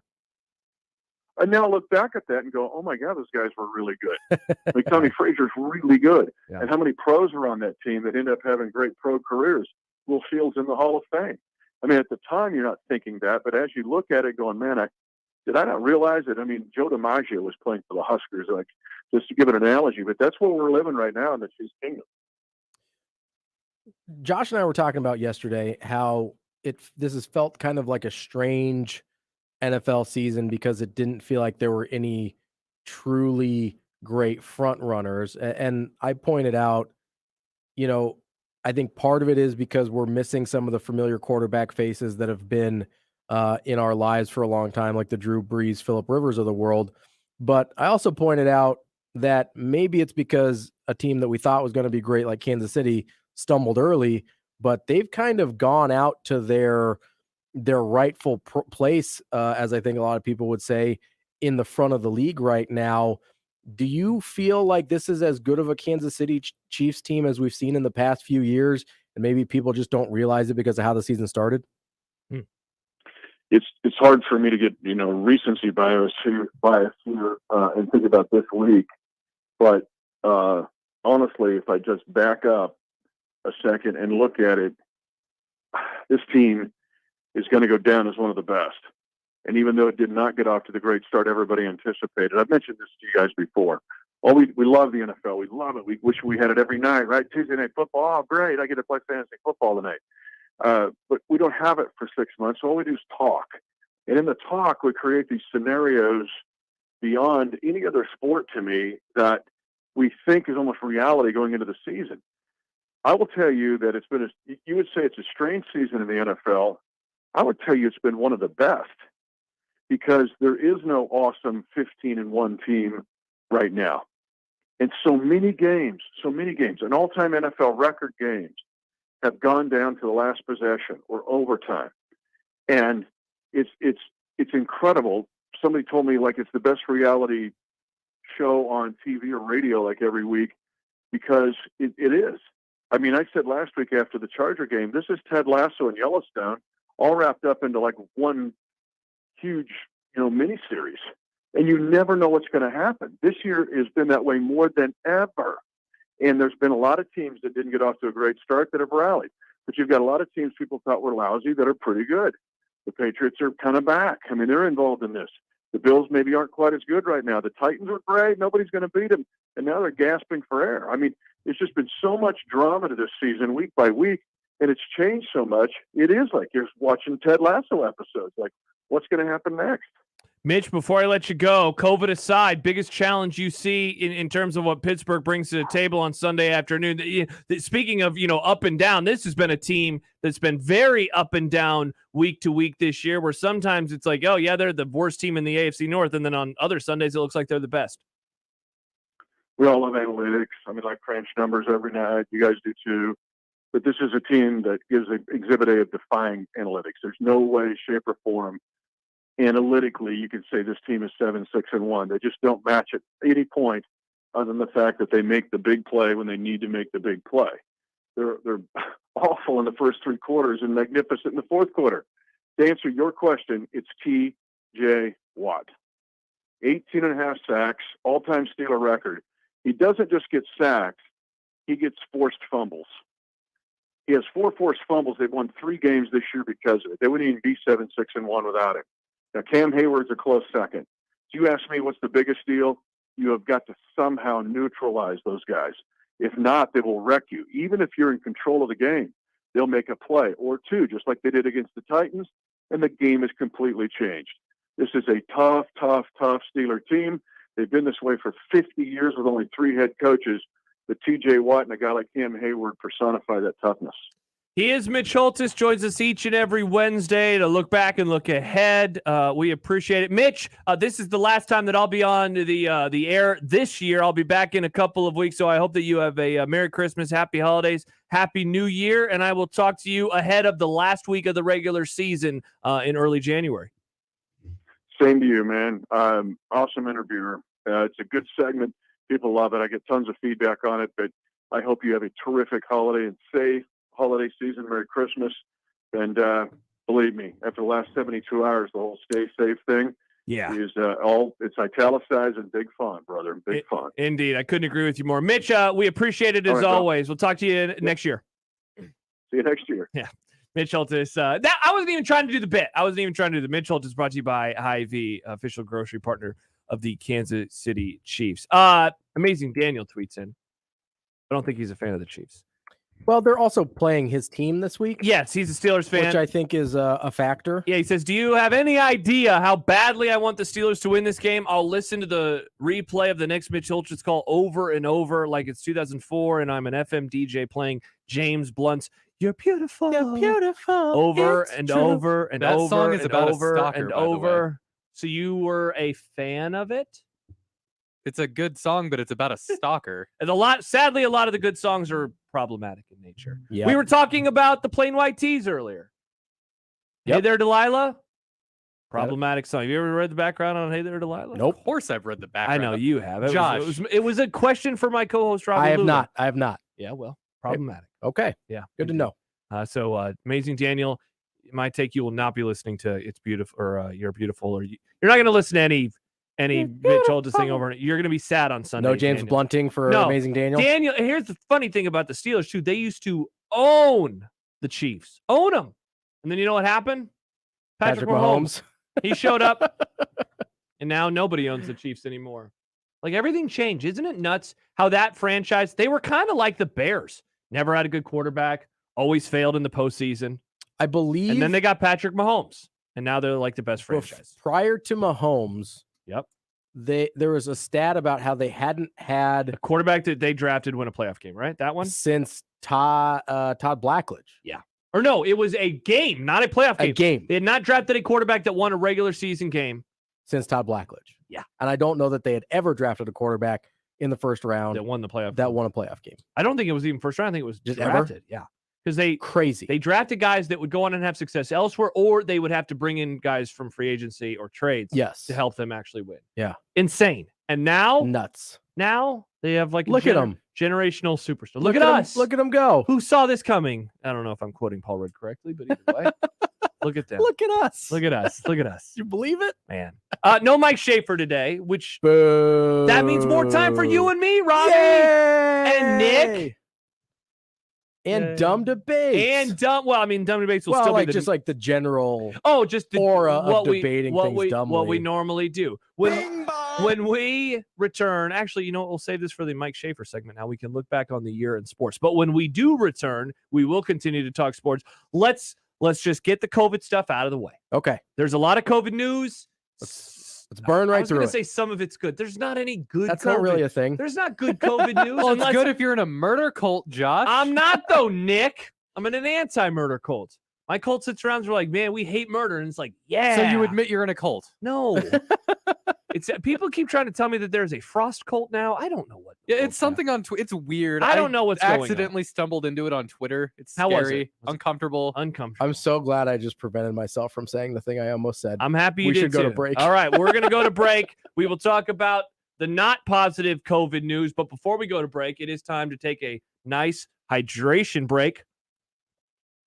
I had to fix my straw during the interview with Mitch Holt. Got to fix the straw. Always, Zone's Hydration Station is social in Elkhorn, 192nd and Pacific. Look, if you are finishing up your holiday shopping, perhaps some Christmas shopping, Hanukkah's passed, any of the other holidays, maybe you're doing some New Year's shopping. You're looking for something to do before the night finishes. After a long day of shopping, boom, social in Elkhorn. Stay well, drink well, stay late, and be social. He is Ravi. I am Josh. Nick is producing COVID stuff. And then we look back on the year in sports on 1620 The Zone.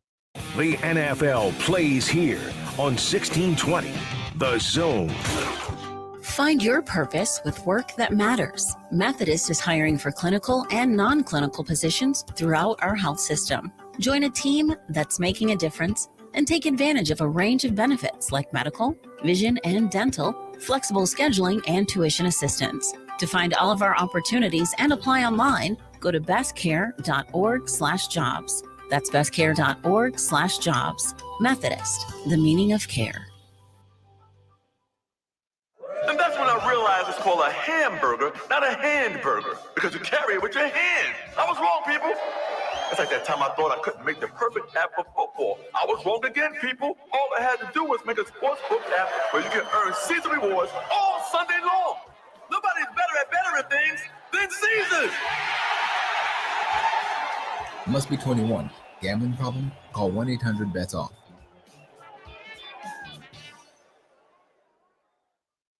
At Union Bank, people don't have your money.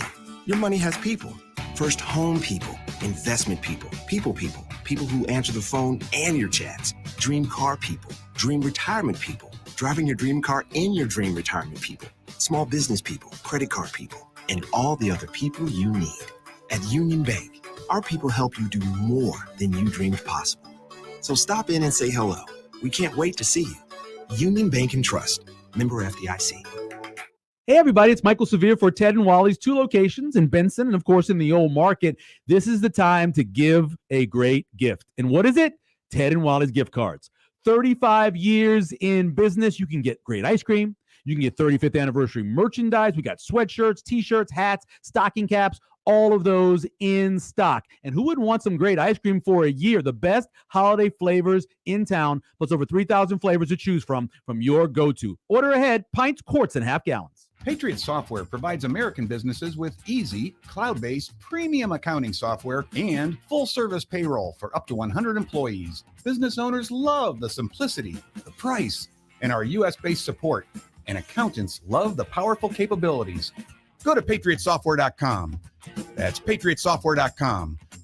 With patriotsoftware.com, accounting and payroll, keep your time and money.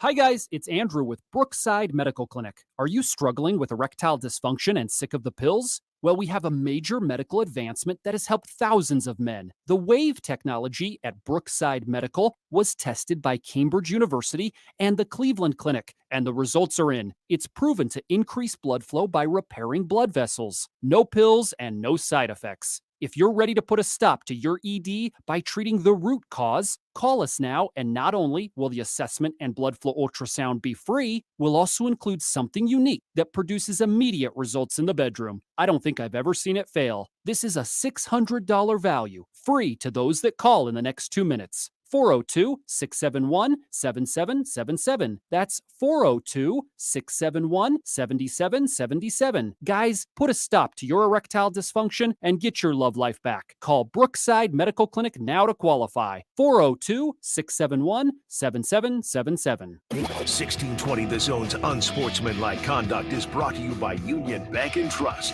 Now back to the program. Steve on the JTech Construction Zone Twitter feed says Josh isn't in a murder cult, Nick. Josh leads a murder cult. There's a difference, damn it. He is the murder cult. No, it's an anti-murder participation meeting. Do you get participation trophies, you snowflake? Yeah, they're the heads that they chop off. No, it's anti-murder. There are no heads. How dare you? Chopped off. There are no heads to speak of. There are none. There are none. Welcome back. It is Unsportsmanlike Conduct on 1620 The Zone and 1620thezone.com and 1620 The Zone TV. The comment section has been a doozy today on the... By doozy, do you mean dumpster fire? Yeah, because there's trolls. Well, yeah, there's this guy, and his name is Frost Guy. And he accuses us. He says that we actually like Frost, but it's our business model to be critical of Scott Frost. And he compared us to Tucker Carlson as well, so that was interesting. What? Yeah. What? You want me to read you the comment? He says, here it is. Dion, that's just the 1620 business model. Like Tucker is really vaccinated. They actually like Frost. Now, he's right about Tucker Carlson being vaccinated. That's true. Yes. I don't dislike Scott Frost. Yeah, it's not like a personal thing. I just want Nebraska to be good at football. I have no thoughts on Scott Frost. Done a bad job as a football coach, which the 15-29 record would reflect. Yeah, I think that's what it comes down to. There is a funny comment from Christina. What'd she say? You have more fun as a member, but you make more money as a leader. Reed Bratton. It's true. Anti-murder. But like where are you at on like manslaughter? I don't like any slaughtering unless it's of animals so I can eat them. Can we even then? I don't want to do it myself. Oh hell no! Quick aside, I think I'd become a vegetarian if I had to Real do it myself. fast. Yeah. How come manslaughter is the accidental killing somebody? I've always wondered that too. Sounds it more does sound intense. way more aggressive. You know what that question is, Nick? A dumb debate? It is. That's a reminder that dumb debates are coming up in an hour. Oh, it's coming. Okay, I think. Do you have dumb debates questions? I have the two. Okay, good. Yeah, I'm excited. Yeah. All right. I Hashtag just dumb debates on contributed Twitter. mine. There you go. Why is manslaughter not the worst one? And what's a better name for it? Yeah. An accidental. Also, oopsie murder. like third-degree murder sounds worse than first-degree murder. Yeah, I think. Yeah. Like third degree sounds like you stepped it up a couple notches. Here's the thing I've always wondered about, and I guess we're getting this out of the way early, but we will get to the COVID stuff in just a moment. I've always thought made to order is like the wrong way to say you have fresh food.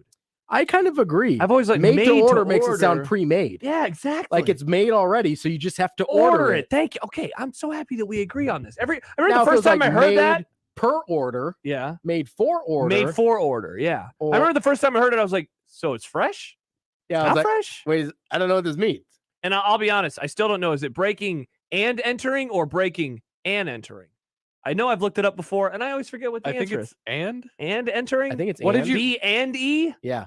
I didn't know if it was and or and. Saying Pam? Are you saying Pam or Pan?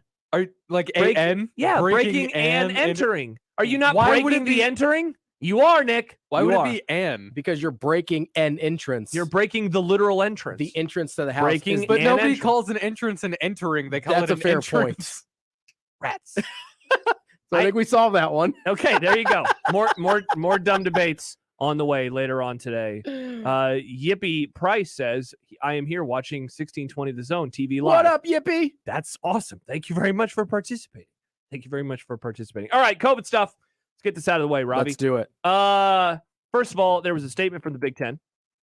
about what's going on with them. This was a couple hours ago. The Big Ten is in the process of evaluating its 2021-2022 forfeit policy for conference contests, including whether a contest should automatically be considered a forfeit, and then a bunch of mumbo jumbo. Basically what all these leagues are doing right now, and that is figuring out, are they going to stick to the plan that they initially had, or are they going to change up the plan? I personally think that it is a good idea to do the latter. We're in a different stage than we were originally. And this is not me making a value judgment, by the way, on Omicron and how dangerous it is or isn't. At the very least, we can agree. I think all of us can agree that people are testing positive more often right now because of this strain, right? We agree on that part? Okay, yes. So if we agree on that, then you do have to make a decision on what do we want to do with this? Because if it is less dangerous, which it seems like it might be or is if you are vaccinated, especially if you got the booster, what up, fam? Then you're good to go. You are good to go. And so if that is the case, if that theory is true, then maybe it could result in some changes being made to the policies. I think that is a smart move from the conference, though I know that there are some people who are really mad because why not stick to your guns? I'm okay with them making a move, just like I'm okay with the Big East, all these leagues, even the NFL deciding to do what they have done recently. Yeah, isn't this the big issue that we had with the Big Ten when they canceled football in the first place? Is they weren't being Correct. They weren't being open to new information and the changing landscape of a ever-changing virus. Bingo. Right? And you're right. Omicron is a different type of variant. Early indications, again, I'm not a doctor. Do not take this as medical advice. But Bingo. early indications are that it's significantly more contagious, but less severe, which lines up with what viruses do in general, because their job isn't to kill people, it's to replicate. So viruses are not a murder cult. Well, they can be. Oh, okay. But so if you're a virus and your main job is to replicate, then killing your host too fast is counterproductive. Yeah, when you look at it that way, I never thought of it that way. Yes. I was Bob, what are you doing? We're supposed to replicate. Right. Yeah. It's like, whoa, chill, man. You got to keep this guy alive so we can replicate. Yeah. So if you look at it from what the virus is trying to accomplish, which is what, all living things essentially are trying to accomplish in reproduction, is it makes sense that it would get less severe as these variants come out, which is the indication from Omicron from the what we've seen so far, which is, again, very early. Yeah. But I think it's totally reasonable to take the scientific evidence that we're seeing and make different decisions because we're in a different landscape than we were a few months ago when these guidelines were put out. Correct. So that's not it's not serious anymore, or it's not, it's, hey, we need to adjust. Yeah, it's not, we want to just get games in. And so like Mitch was talking about, the NFL isn't going on just trying to get games in. They're going off the best evidence and medical advice and scientific research that they've gotten. And so college sports should do the same thing. Whatever the best guidance that they can be provided by scientific and medical professionals should inform their decisions, and they should be flexible within their decisions. Now, I will say this, and I said this yesterday. Okay. If you make the change, you can't change it back. Like, you can't change it now to, hey, these aren't forfeits anymore. That's true. I think whatever you make, whatever and this you is, decide so now now, we're moving away from COVID and we're moving to the actual decision. Yes. Whatever you decide now, you got to stick with until for the rest of the season. For the rest of the season. And the question for me at that point is, do you retroactively remove the forfeits? And I don't know the answer to that, because part of me is like, hey, these were the rules everybody agreed to. Going back retroactively is kind of messed up. Yeah. Maybe you try and reschedule those games instead of making them forfeits the way we were doing last year. Yeah. But that's where it gets a little trickier for me. I think it's pretty simple to say, hey, moving forward again this year, we're not going to count these as forfeits. We're going to reschedule as many of them as possible. But I find it a little trickier when trying to decide, like, what happens to the DePaul Exactly. game. Games in hindsight now Games that we've that have already been forfeited. What happens there? And that's a question that I'm happy that I don't have to figure out the answer to. Yeah, me too. So that's above my pay grade. Yeah, that's what the Big Ten announced, and basically all the other conferences. I don't know if it's all of them, but it seems every the ACC I think has already decided that they won't be forfeits moving forward. I know the Pac-12 is looking into it. The Big East is looking into it. I thought I saw the ACC already put out an announcement today saying, this hey, is what we're going to revert to last year's guidances in terms of rescheduling games and these becoming either no contest or rescheduled. I didn't see what they're going to do. I don't know if the ACC has had a forfeit yet. Yeah, I honestly do not. So I don't know if they had to make a guidance on that, but I didn't see if they did, I haven't seen what they decided. So that's the basketball side of things. Now to the college football playoff and thus the college football side of things. So the CFP announced earlier today, about 3 hours ago, they announced a forfeit and cancellation policy for the semis and national championship game if one or perhaps even both teams are unable to make it. I just want to make sure that I have the bowl games. Okay, so the Cotton Bowl and the Orange Bowl, those are the bowl games for the playoffs this year. They also announced, by the way, some policies for the Fiesta Bowl and the Peach Bowl as well. And I'll be honest, just given that my day was super busy, I don't know why that means they have not announced anything for the Rose and the Sugar as of yet. But here are the copy points, if you will, for the Fiesta and Peach Bowls. These are not college football playoff bowls. These are New Year's Six bowls. The college football playoff bowl game and ESPN shall attempt to identify an alternate date for the game within 1 week of the scheduled date. If no date can be identified, the game would be considered no contest. So I believe that is if one team tests positive, or heck, even both teams tested positive and they had a breakout to the degree that they couldn't play. They could move that game back a week. Okay. The bigger conversation is obviously, though, about the playoffs. Of the semis, Cotton and Orange Bowls this year, if one team is unavailable, so let's just say Cincinnati unable to play, they have to forfeit the game. Bama would advance to the national championship game. If both games have teams unavailable to play, let's go same scenario. Cincinnati is unavailable. Georgia is unavailable. Those games are no contest. Those games are forfeited. Bama versus Michigan for the national championship. All right, so you're following me so far. So the other semifinal just becomes the final. Correct. And that leads into this one. If there's a game where both teams are unavailable to play, that is no contest, and the other game would then turn into the national championship. Now, it's like, we can unpack this, I guess, later, but it's just crazy to think that you could find out that you're the primetime game, and suddenly it's like, oh my gosh, that game wasn't. Let's say that Bama, Cincinnati, both teams test positive. Oh my gosh, this is now the national championship. Yeah, you can find out like less than 24 hours before the game. Yeah, theoretically, that you're playing for a national title. If 3 teams are unavailable to play, once again for all these reasons that you know of, the semifinal that had both teams, that is no contest. In the other one, the team that is theoretically safe and is not tested, the team that is left standing, they are the national champions. So we could have a scenario. Just like the good old days where some old dude just said, this is the national champ. Congratulations.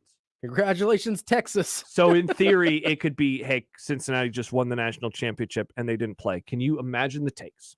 I would love it. And then finally, if you get the semis off and running, you have a winner of those. Let's just say that the favorites went out, Bama versus Georgia. Boo. If the team's unavailability is determined after the semis have been conducted, the national championship game in Indy may be rescheduled to no later than Friday, January 14th. By the way, the game is scheduled to be played on the 10th. So that week, they are not willing to go any further than that week. And here's why, by the way. I think some were saying, Josh, why couldn't they go to the following Monday? The NFL playoffs begin that weekend, and there will be a Monday night football game. Yeah. If one team is able to play and the other is not, the game cannot be rescheduled or is rescheduled and cannot be played, and the team unable to play shall forfeit the game, and the other team shall be declared national champion. If both teams are unable to play on either an original or rescheduled date, then the game shall be declared no contest, and the CFP would be vacated. So there would be no national champ. If there was the semis and then you got to the game, Bama and Dang. Georgia both break out, can't play a game, there's no national title. I'll be honest. I'm stunned at that part. Yeah, me too. That they couldn't just say, let's kick this down the road just a little bit further. Well, I'm surprised they wouldn't just use their rankings. I mean, that's how they used to do it, right? Just polls. Or that too. Yeah. They would Bama's just 1, Georgia's 2. Congrats to crown Bama. a national champion. Okay, now, and I do want to get into the fun parts of the year, and I guess the not fun parts of the year next in just a moment. But it is crazy to think that Bama, already having beaten Georgia, could test out of playing. Georgia test out of playing, and that they wouldn't just say Bama's the natty, even though they already beat them. Yeah, I agree. It's very strange. So that part of it is the rest of it all pretty much makes sense to me, at least. I don't love a scenario where you sounds horrible have forfeits or whatever, and somebody's just named a national champion, because that's not awesome. Mhm. That's why we have this whole setup in the first place. Mhm. But I get it, and it makes sense. The fact that they would just vacate it does not make a ton of sense to me. Greg and Lincoln, if the AP and coaches poll were to split, I would actually LOL. Sad. That would be awesome. That could give be me an old school title split, baby. That could be the one positive that comes out of this is that the positive boys that both teams could be the national champ. So yeah, that's the hellscape that we could be walking into. Let's pray to God that doesn't happen. That sounds horrible. Yeah, that sounds awful. You also know what most of the NFL is right now? The positive boys. Wow. Nick. Am I wrong? Wow. Well, most technically, yes, you are wrong. There is a large minority, though. There is a significant chunk. Yes. Fine. Indeed. Just imagine the joke I did, but I said significant chunk instead. All right. Yeah, you edit that into the podcast. Sure can. The radio replay. When we return, how will you remember what happened in the world of sports in 2021? Sadly, the conversation we just had probably going to be a part of it. Through a drunken haze. But we will discuss that when we return. Also, dumb debates coming up now in under an hour, including a new one that we just got from the amazing Daniel that is absolutely tremendous. I look forward to diving into that. We will do so when we return. Greg and Lincoln on YouTube writes, Nicholas, ... What are you, my mom? Get out of here, Greg. What are you? Nick often asks, who are you, my? And then it's his dad when you're mean to him, or it's your mom when why he's withholding. Because my mom calls me Nicholas. Okay, there you go. Yeah. A mom thing. If you say, Nick, I hate you and can't stand you, like, who are you, my dad?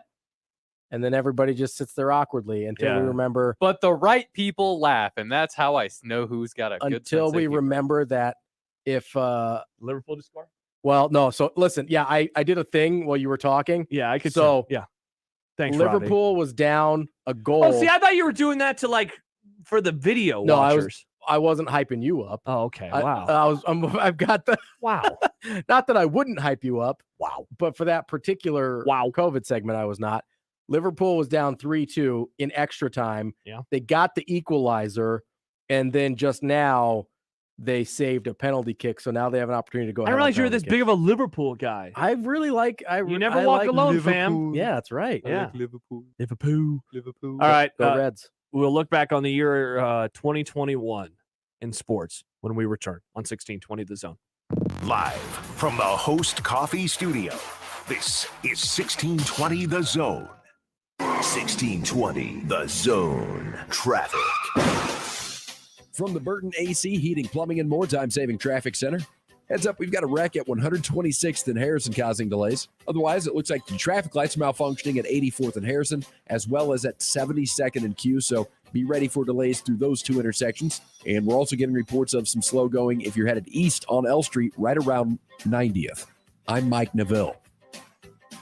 This time-saving traffic is brought to you by Burton AC, Plumbing, Heating, and More. Foul! Drain blocking. Time to call Burton AC Heating, Plumbing, and More. Right now, get any drain opening for just $88. Drain it for $88. Schedule your drain service today at justcallburton.com. Email unsportsmanlike conduct on the Equitable Bank Zone inbox with whatever is on your mind, from your hot takes to what you think is one. The Zone inbox is brought to you by Equitable Bank. We take banking personally. We want to hear from you on the Equitable Bank Zone inbox. It's truck season at Woodhouse GMC. Introducing the new 2022 GMC Sierra. Its powerful engines, bold presence, and innovative features give you superior capability to handle whatever life throws your way. Reserve your 2022 GMC Sierra online anytime at WoodhouseBuickGMC.com. Experience the difference and shop Woodhouse Buick GMC. We are professional grade. You can't have a hot dog, a brat, or a hamburger, even a cheeseburger without the bun right. That's why the key to the game always, whether it's tailgating or just getting together with your friends for some football, is Rotella's Italian Bakery. It makes your brat, your hot dog, your hamburger, cheeseburger great. They even have gluten-free buns as well. So no matter what you're eating for your tailgate or you just should get together for football, have the key to the game. Always quality ingredients from Rotella's Italian Bakery. Celebrating 100 years, a true family tradition. As the holidays approach, Salvation Army Christmas assistance programs are in full swing here in Omaha. The need is great this year amid the ongoing economic impact of the pandemic. So we're asking you to help us make sure that hope marches on for every family this holiday season. Your donation to omaharedkettle.org makes it possible for us to put presents under the tree and food on the table for those in need right here in the metro. Give now at omaharedkettle.org. That's omaharedkettle.org. Shop Woodhouse Place Hyundai and Nissan, 144th and Giles. KOZN, Bellevue, Omaha, Council Bluffs.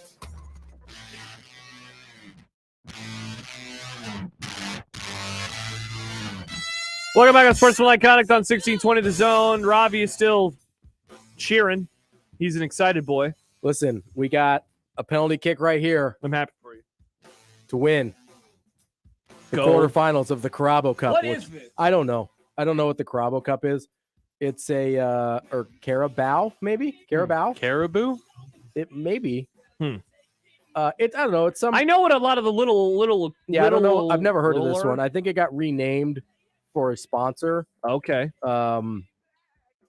But I don't know what it used to be.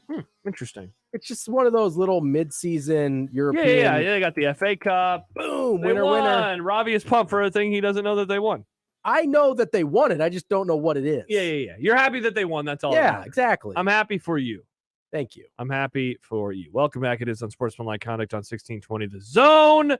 We will have dumb debates in under an hour, so get your last-minute questions in for that. By the way, John will be back tomorrow as we, as I wrap up the year, and then he has to do shows gets to do shows next week. Yeah, So gets to. That'll be a whole lot of fun. John will be back tomorrow, though. We appreciate Robbie for sitting in all week long. How will you remember what happened in the world of sports in 2021? And it's funny, too, because I wrote down, Ravi, like, what was the biggest story this year?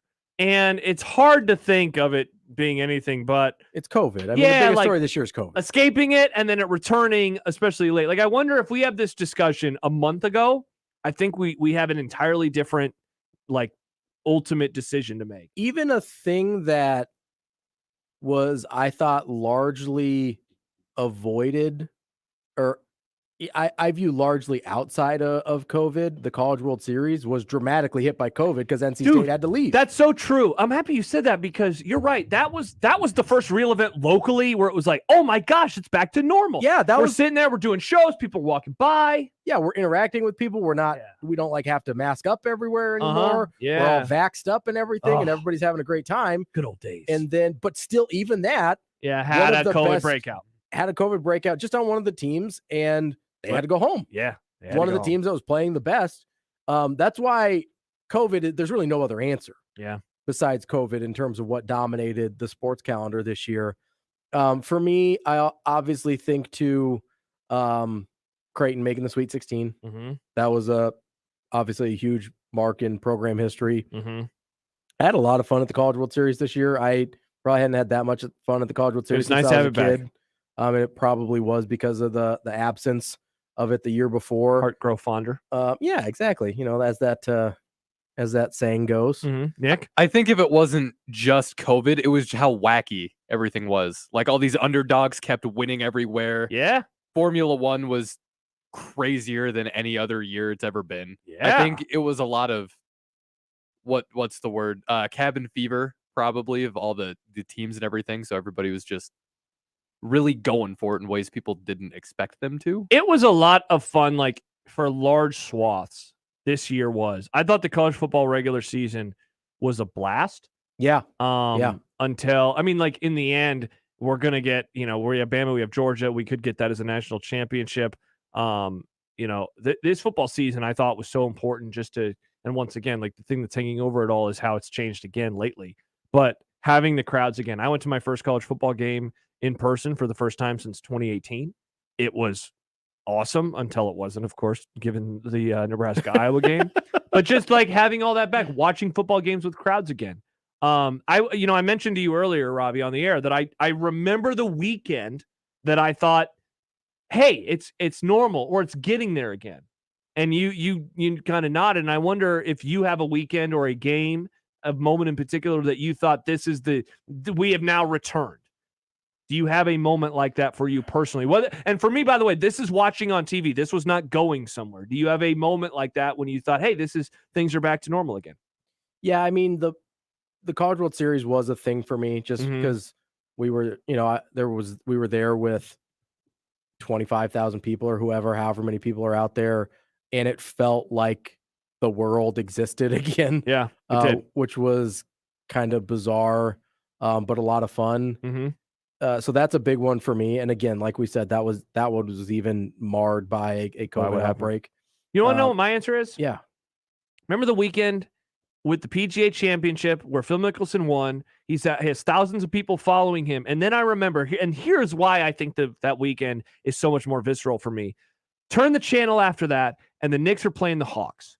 And MSG was full of life again. And I remember coming back on the air that following week and saying, oh my gosh, and just getting so excited again for football, which I already was. It's, I'm always excited for football season. But that was the first moment. Even I predicted, we're going to have full crowds again.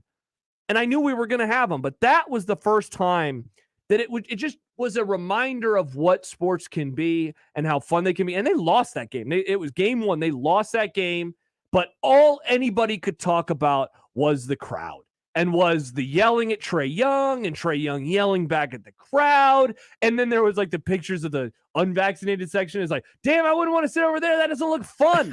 They're all spaced apart. And it was just like MSG, whether or not you're an NBA fan, there is something about that arena when the Knicks are good that just is almost the pinnacle of sports fandom. It hits different. It does. And so that was the first time this year that I was like, this is going to be sweet. I can't wait for football season. I also, this is kind of a side note on MSG. I think they take their responsibility as kind of like ambassadors of basketball very seriously. They take it personally. Which I like that, because even when the Knicks aren't good, which is almost always. Yeah, sorry, Nick. They appreciate everything else that happens around the league, right? Like last week when Steph Curry broke the 3-point record in Madison Square Garden. They appreciated it. It felt like they gave him the proper respect. Yeah. Whereas I don't know that all other visiting fans would have done that. Like, not only did they allow him the moment, but they almost seemed they were cheering for him. They almost seemed to enjoy it as much as a home crowd would. Yeah. And so I think that is a really good. I remember that interaction with Trae Young and the Knicks fans and all of that. And I think that's a good point as kind of this moment where you realize, hey, yeah, it has been really weird not to have these people that you don't see their faces, but they're a part of the experience. Yeah. Even watching on TV. And I'll be honest, during the no fan games, I didn't think I missed it. Like, I didn't really think I missed there not being a fan atmosphere. But when it came back, I was like, oh, yeah, this is better. See, and I did. I realized, like, last football season, I did not like. It was not enjoyable. And look, part of that probably could be Dallas sucked, Nebraska sucked. Everyone you cared about was terrible. Yeah, it was. But I did not enjoy it. And now when I see highlights of last season, I'm like, gross. That's disgusting. And I saw highlights of a college basketball game from last year. I was like, gross. It sucks that the game winner in the UCLA Gonzaga game will forever take place in an arena full of cardboard cutouts. One of the best March Madness moments ever. Of all time. It sucks that will be marred forever. There was more noise in my living room when that happened than there was in the stadium. Seriously. And so that part stinks. So I didn't like those games without crowds, but when they returned, it was just like, whoa. Because I didn't realize, when sports first returned in 2020, that one is when it hit me like, wow, atmospheres are incredibly important to how I watch games on TV. And I didn't realize that beforehand. And this year it was great having them back. I agree with the crowd noise, adding all of that, like the actual crowds. I didn't like the weird era of piped in crowd noise. Oh, it sucked. It was nasty. And I know it makes for worse highlights and eeriness, but I almost wish that they wouldn't have piped in any fake crowd noise at all, just because it's a time in history. Yeah. Like, you'll see a highlight, you know exactly where it's from. It's like, oh yeah, that's during the height of this weird pandemic. But then you just got this gross, not real sounding You know what? fake noise. You know what got me the most about that whole weirdness was I don't think people appreciated how different it is when announcers are calling a game not in the arena. Yeah. Because Which sadly they're doing a whole lot of right, these they're days. moving and some people never went back to live play-by-play, and some people are now because of Omicron going away from it again, but it's so much better because there's such a delay because you're seeing it in a different time than when they're seeing it, and there's a delay on what's happening, and it's just a dramatically worse product. And I don't think I would have pointed that out as a thing that was going to bother me. Yeah. Prior to all of this happening. So locally, I'm wondering, I guess how we're going to remember stuff nationally. Well, it's going to be marred by COVID and the lack of COVID, and then COVID returning. I'm wondering how you're going to think about. That sounds like a trilogy. It really does. It ends horribly. The COVID returns. How you'll remember the local sports scene. We've talked about some really incredible highs so far. You talk about Creighton finally breaking through. They make it to their first Sweet 16. The College World Series returns, and just seeing how much that meant. It was obvious how much that meant, even for a lot of us in the media's hardened souls, covering the event. I didn't realize how much I missed it. Yeah, it was awesome. And along those lines, Nebraska baseball, they came along, I think, at the perfect time because men's basketball had another trash ass season. Yep. Football, you know what football is, and we'll get to them in a moment. So that happens in 2020 into 2021. Baseball, Will Bolt, his first full season, really no expectations. Yeah, because they hardly had anything before the pandemic shut everything down. Exactly. And then they catch this wave of, hey, you can suddenly have fans at events again. And people are starting to show up and, hey, they're winning some games. And, then they drop us a weekend series. Oh, but then they're winning some more. And they keep on winning. And then there's this frustration of who they get matched up with, but they push Arkansas to the brink. And so that was great because it was a reminder of what sports or of what a local baseball team like that can do. Nebraska volleyball, obviously. Yeah. They continue their success. Their season comes to an end. But it's hard, man. It's hard for me to say that all of that aside, that the biggest story is locally is not going to be the lack of success for the football team. Nebraska football. They went 3-9. And I think, too, the factions that have become so entrenched in their viewpoints. And look, that's not me casting a stone, because I know that I am entrenched in my viewpoint. You are entrenched in yours. So this is not to say the Frost supporters are their own thing. And everybody is entrenched. Everybody's entrenched. But that when I think of locally sports in 2021 in Nebraska, it's hard to think in futures that I won't think about anything but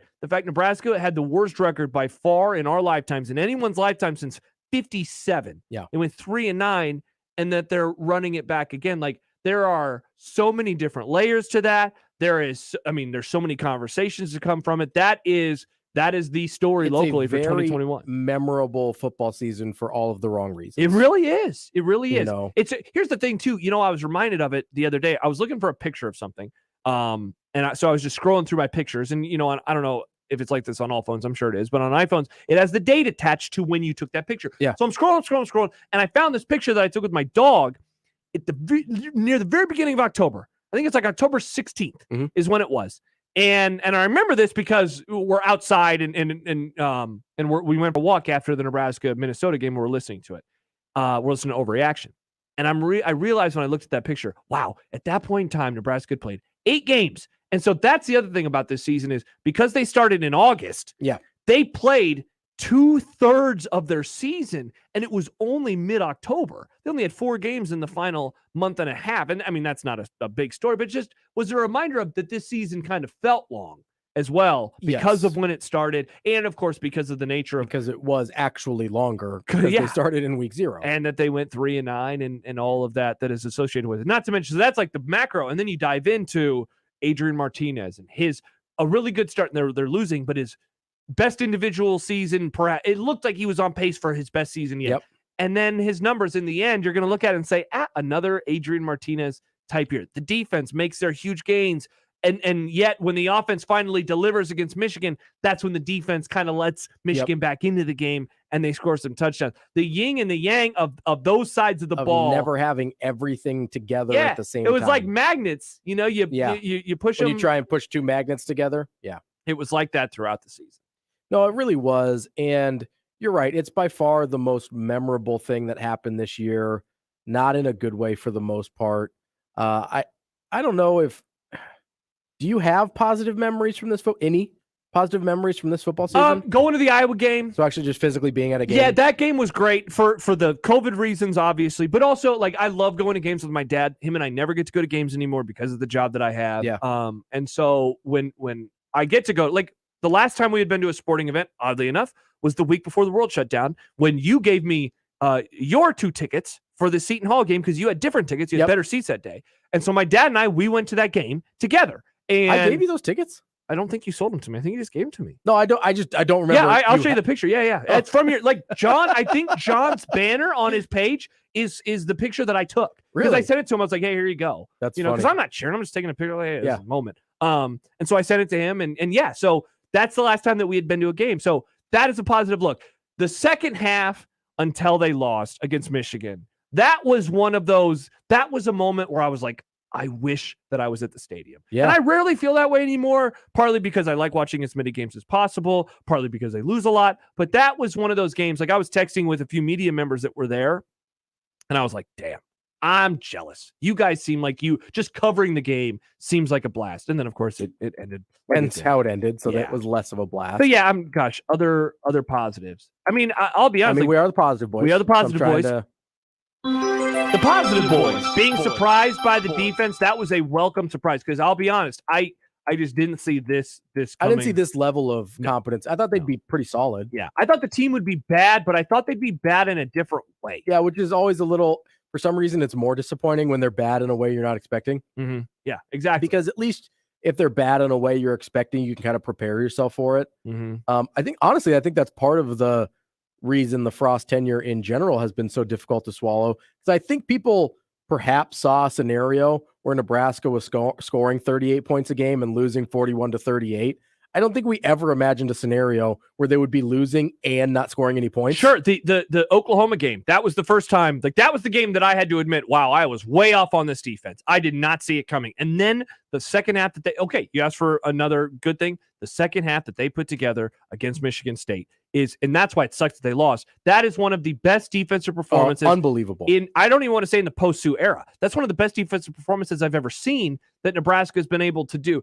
They had to allow a first down in the second half. No first downs. How often can you say that about any defense just ever? Ever. It's literally 3 and outs up and down the board. So that was another one.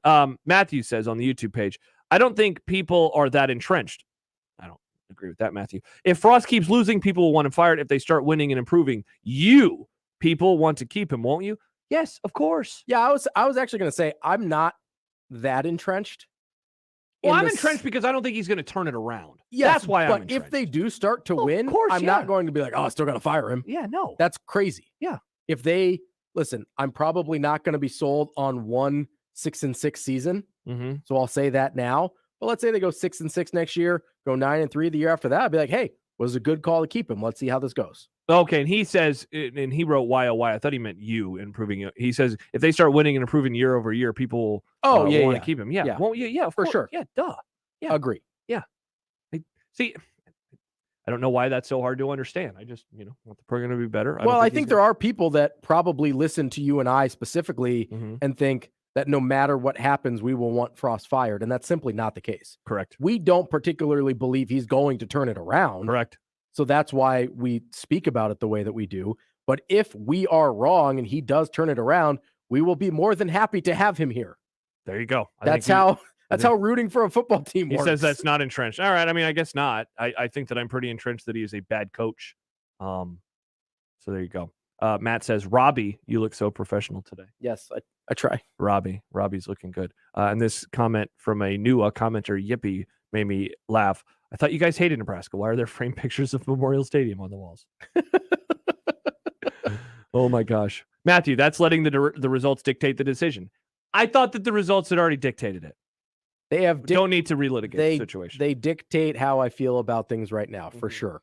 Because But Matthew, I'm not going to come on the air if they're winning 10, 11 games a year and be like, oh, fire him. That's stupid. Yeah. But he's not going to do that, I feel very strongly that he will not. 402-951-1620. What are your memories of the 2021 calendar year in sports?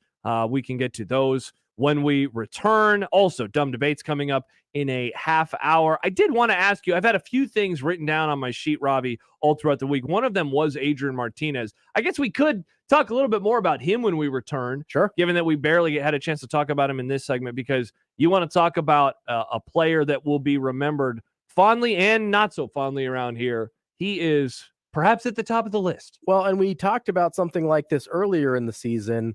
I don't think earlier in the week, I don't think we will know how we feel about him until we see if Nebraska turns it around or not. And to see what happens with him at K-State. I think if Nebraska ends up being good in the next 3 or 4 years, we'll look way more fondly upon Adrian Martinez as he kind of set the groundwork. He did a lot of the dirty work and it was thankless and we're really appreciative of him. Whereas if we go through another year of losing, Frost gets fired and we have to start all over, I think we'll look at him much differently. Interesting. 402-951-1620. We'll get to that when we return. Dumb debates in a little bit and a whole lot more. He's Ravi. I'm Josh on Sportsman Iconic. Rolls on next. 1620 The Zone. Severe and Betting in the Morning. Adrian Dow joining us here, Vice Chancellor and Director of Athletics for Omaha Mavericks. How can we get other sport programs to the level that our hockey program is right now, right? And if you are able to do that, it certainly helps you become more relevant in the Omaha market. Adrian, we really appreciate you taking the time. I know you got a lot of work to do and giving us a few minutes. Hey, guys, thanks for having me on. I'm a big fan. You guys are a part of the morning commute every morning. For more, tune in every day to 1620 a.m. or go to 1620thezone.com. Your Omaha area forecast from the Godfather's Pizza Weather Center and KETV News Watch 7 on 1620 The Zone. Breezy and mild right now with the temperatures in the low 50s into early evening. Mostly clear tonight. We'll drop back in the lower 30s for the lows, and then partly cloudy Thursday, highs still reaching the low 50s. I am Chief Meteorologist Bill Ranby from KETV News Watch 7.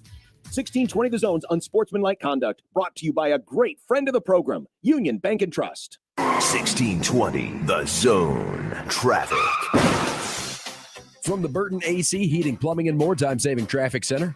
Heads up, we've got a wreck at 126th and Harrison causing delays. Otherwise, it looks like the traffic lights are malfunctioning at 84th and Harrison, as well as at 72nd and Q. So be ready for delays through those two intersections. And we're also getting reports of some slow going if you're headed east on L Street right around 90th. I'm Mike Neville. This time-saving traffic is brought to you by Fernando's Omaha. Help someone on your Christmas list get their Fernando's fix with Fernando's gift cards. Buy $100 and get a $20 gift card for yourself. Only at 75th and Pacific or 114th and Dodge. Hurry, offer ends soon. Feliz Navidad from Fernando's. FernandosOmaha.com. I'm not saying you have to love football. We all have different likes and dislikes, people. Personally, I'm not a fan of the avocado. I just don't like the mouthfeel. But if you're someone who loves football, truly loves it well, my sportsbook app might be the greatest thing that has ever happened to you. Must be 21. Gambling problem? Call 1-800-BETS-OFF. Creighton Sports Update. On Tuesday, December 28th, your Blue Jays men's basketball team will be back at the CHI Health Center Omaha as they square off against the Georgetown Hoyas. Tip-off is set for 8 p.m. Support your Blue Jays and grab your tickets today by going to Ticketmaster.com, GoCreighton.com/tickets, or stop by the Creighton Ticket Office, located at Ryan Athletic Center. 1620 The Zone proudly supports Creighton Athletics. It's truck season at Woodhouse GMC. Introducing the new 2022 GMC Sierra. Its powerful engines, bold presence, and innovative features give you superior capability to handle whatever life throws your way. Reserve your 2022 GMC Sierra online anytime at WoodhouseBuickGMC.com. Experience the difference and shop Woodhouse Buick GMC. We are professional grade. Everyone for Omaha as the Omaha Mavericks men's and women's basketball teams hit the court at Baxter Arena. It's fun for the whole family. Get your season tickets now at omavs.com/tix. Get out and support your Mavericks this season at Baxter Arena. Take in some basketball. Bling in the holidays with Saul's. All jewelry in stock up to 50% off. Ladies' diamond rings starting at $89. Earrings starting at $39. Gemstone rings starting at $89. Bling in the holidays with up to 50% off jewelry at Saul's Jewelry and Loan.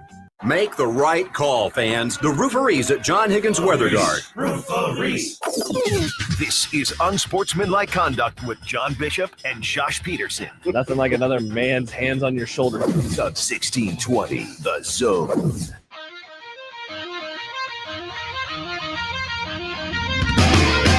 Welcome back. Unsportsmanlike Conduct. Josh Peterson, Ravi Lula, Nick Grimm here on this Wednesday. Hope that your week has gone great so far. Young Nick. That's not Nick. what it says on the stream. What does it say on the stream?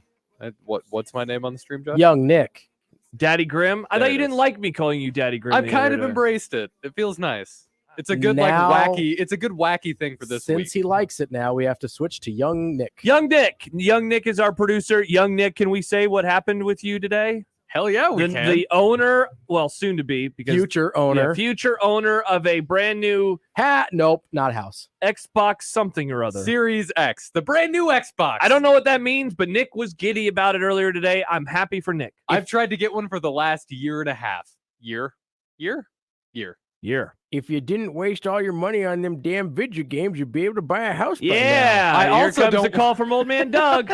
I don't want to make a 10 to 20 year commitment when I'm 24 on a house. 30-year commitment, Nick. See, that sounds irresponsible. It does sound irresponsible, especially because, I mean, now look. Yeah, but you can sell it. I don't know what Doug is doing with his loan services. I would love to buy a house right now. It's the down payment part of it that is really difficult. Doug, if you can offer me an awesome financing option and I can give you what I would like to pay per month on the mortgage, and I don't have to have that big of a down payment, I'm willing to talk.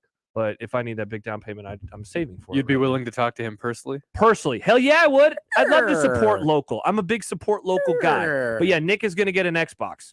Hell yeah. I'm happy for Nick. Him Hell and yeah. his video game. So The video game. good for you, Nick. Congratulations. PS5s are better. The thing that stinks for Nick weird is take. that the video game will not be available for him For another week. for another week and a day.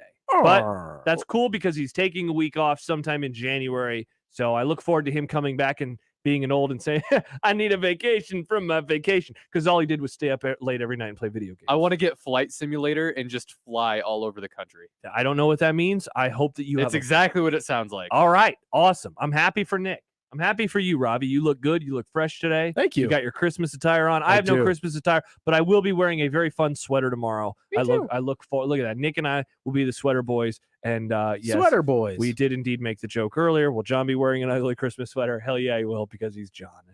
Because that's all he owns. all of his sweaters. He Got 'em absolutely cheap. has a Cubs ugly Christmas sweater somewhere, right?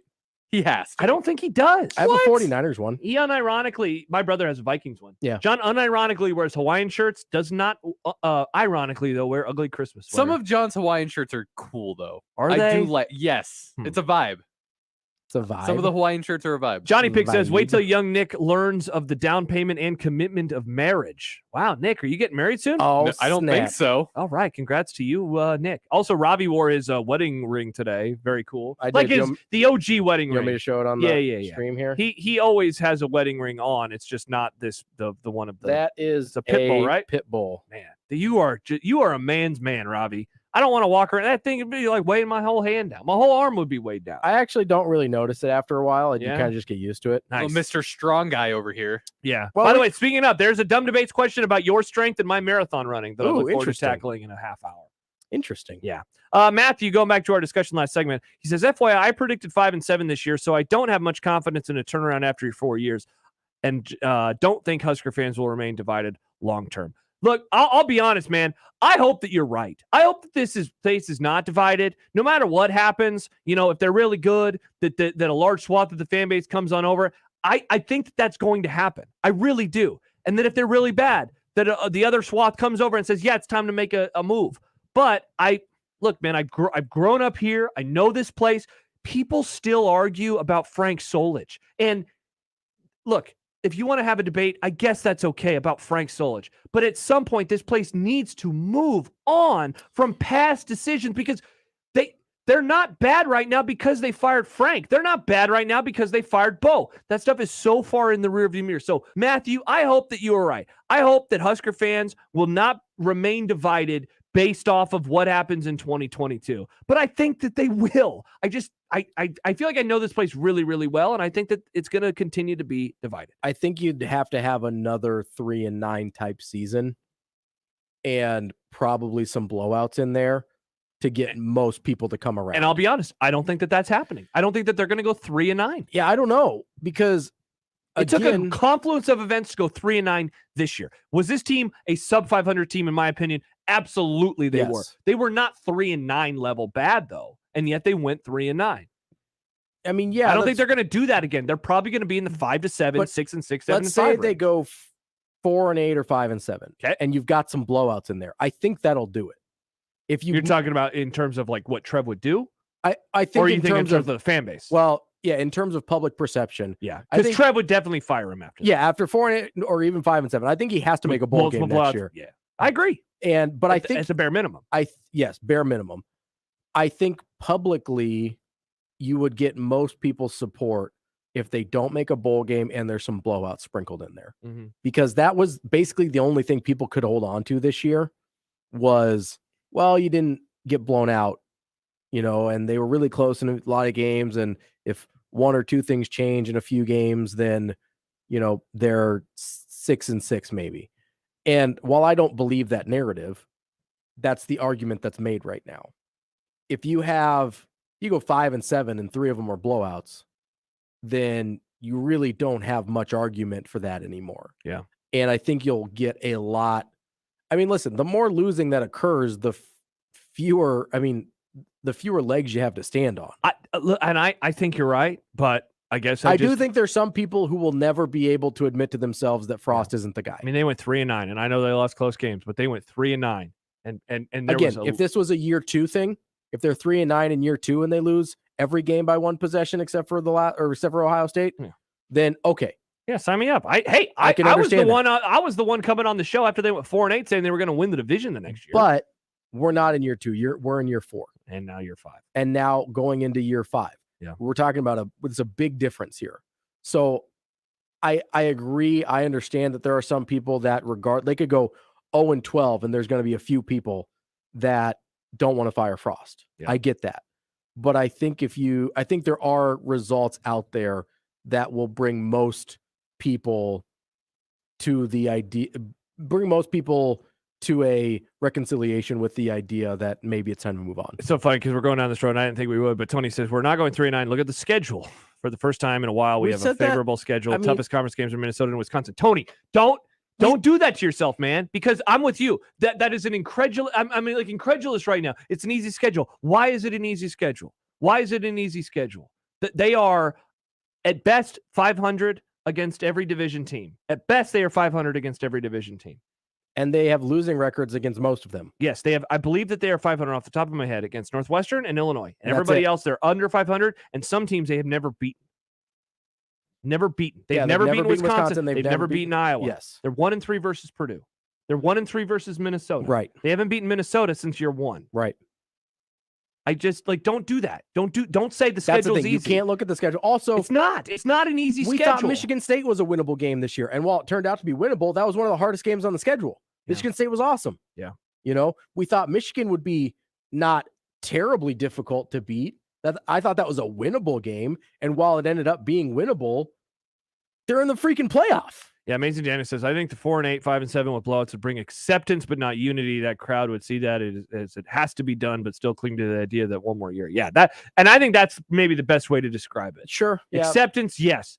Would there be unity?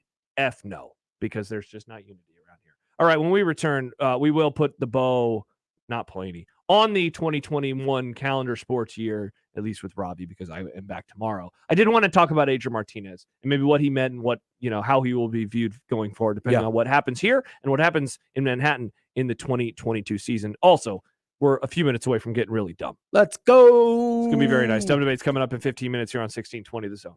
John Bishop here for Radon Defense Midwest, reminding you that a good New Year's resolution is to find out what your level is, your radon level. Unfortunately, here in the Midwest, we have high levels, higher than normal levels of radon, and radon can be very dangerous. In fact, it's the leading cause of lung cancer in non-smokers. Well, to find out your level, all you have to do is go to radonradio.com. Schedule an appointment, and one of their licensed professional techs will come by. They'll drop off a device about the size of a cigar box in your home. It'll take your house level readings, your air quality level readings for a couple of days, and then they'll go over all the results with you. And if there is a radon problem, Radon Defense Midwest has a customizable solution for your home. Only Radon Defense Midwest gives you $75 off a professional radon test by visiting radonradio.com. Make your family's health and safety your New Year's resolution. Visit radonradio.com. That's radonradio.com. College football plays here every Saturday on 1620 The Zone. The holidays are here, and FanDuel Sportsbook has a gift for all new customers. Now, not a pair of slippers or socks. We're talking about 30-1 odds on any Christmas Day NBA or NFL game. Just sign up for Sportsbook and bet on any team to win any of the 7 marquee matchups taking place on Christmas. And if your bet wins, you'll get paid out 30 times your wager. That's right. Do the math. You can turn a $5 bet into $150. It can be the NBA or the NFL. There's no better place also to bet the college football championship than America's #1 sportsbook. Don't miss your chance to win $150 on just a $5 bet. Sign up with promo code Gary162 to place your first FanDuel sports wager on any NBA or NFL Christmas Day for exclusive 30-1 odds. It's their gift to all new customers. Download FanDuel Sportsbook today with promo code Gary162. 21 over, present Iowa. New users only. $10 first deposit required. Must wager in designated offer market. Maximum bonus $150. Restrictions apply. See full terms at sportsbook.fanduel.com. Gambling problem? Call 1-800-BETS-OFF.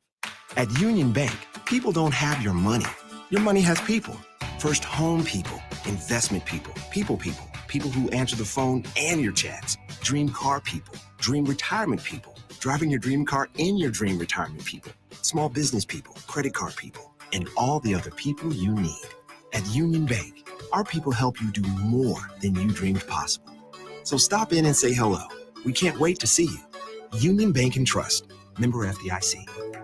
The holidays are awesome. However, holidays are awesomer with Ted and Wally's Ultra Premium Ice Cream. Let someone else bring the charcuterie board to the party. You bring a half gallon of Ted and Wally's Peppermint Ice Cream, and awesomeness ensues. You can even give Ted and Wally's as gifts with more than 3,000 flavors of pints and quarts, even Ted and Wally's merchandise. Ted and Wally's Ultra Premium Ice Cream, celebrating 35 years. 12th and Jackson in the Old Market, 16th and Maple in Benson, and tedandwallys.com.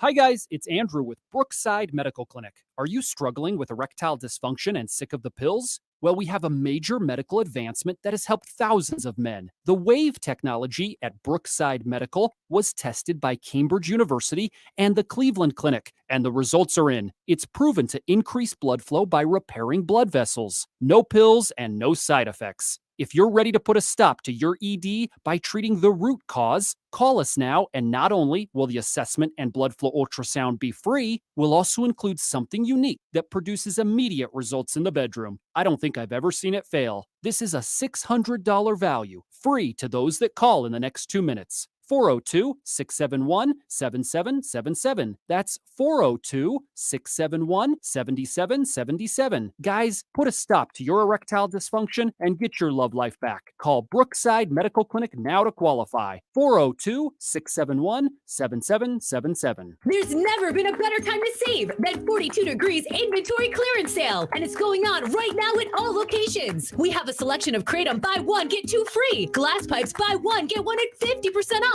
If it's CBDs you're after, check out one of the largest selection of CBDs in the area and save up to 40%. How about candles from $12.99 and so much more? So don't wait until it's too late to save during 42 Degrees inventory clearance sale. 42 Degrees, buy your mom's house. Just refuse to grow up, regress, turn back the clock, be 17 again. No responsibilities, bouncing checks left and right. Chuck all your worries and stay locked in. 6 a.m. to 6 p.m. with the sometimes highly immature boys of 1620 The Zone. 1620 The Zone's unsportsmanlike conduct is brought to you by Union Bank and Trust. Now back to the program.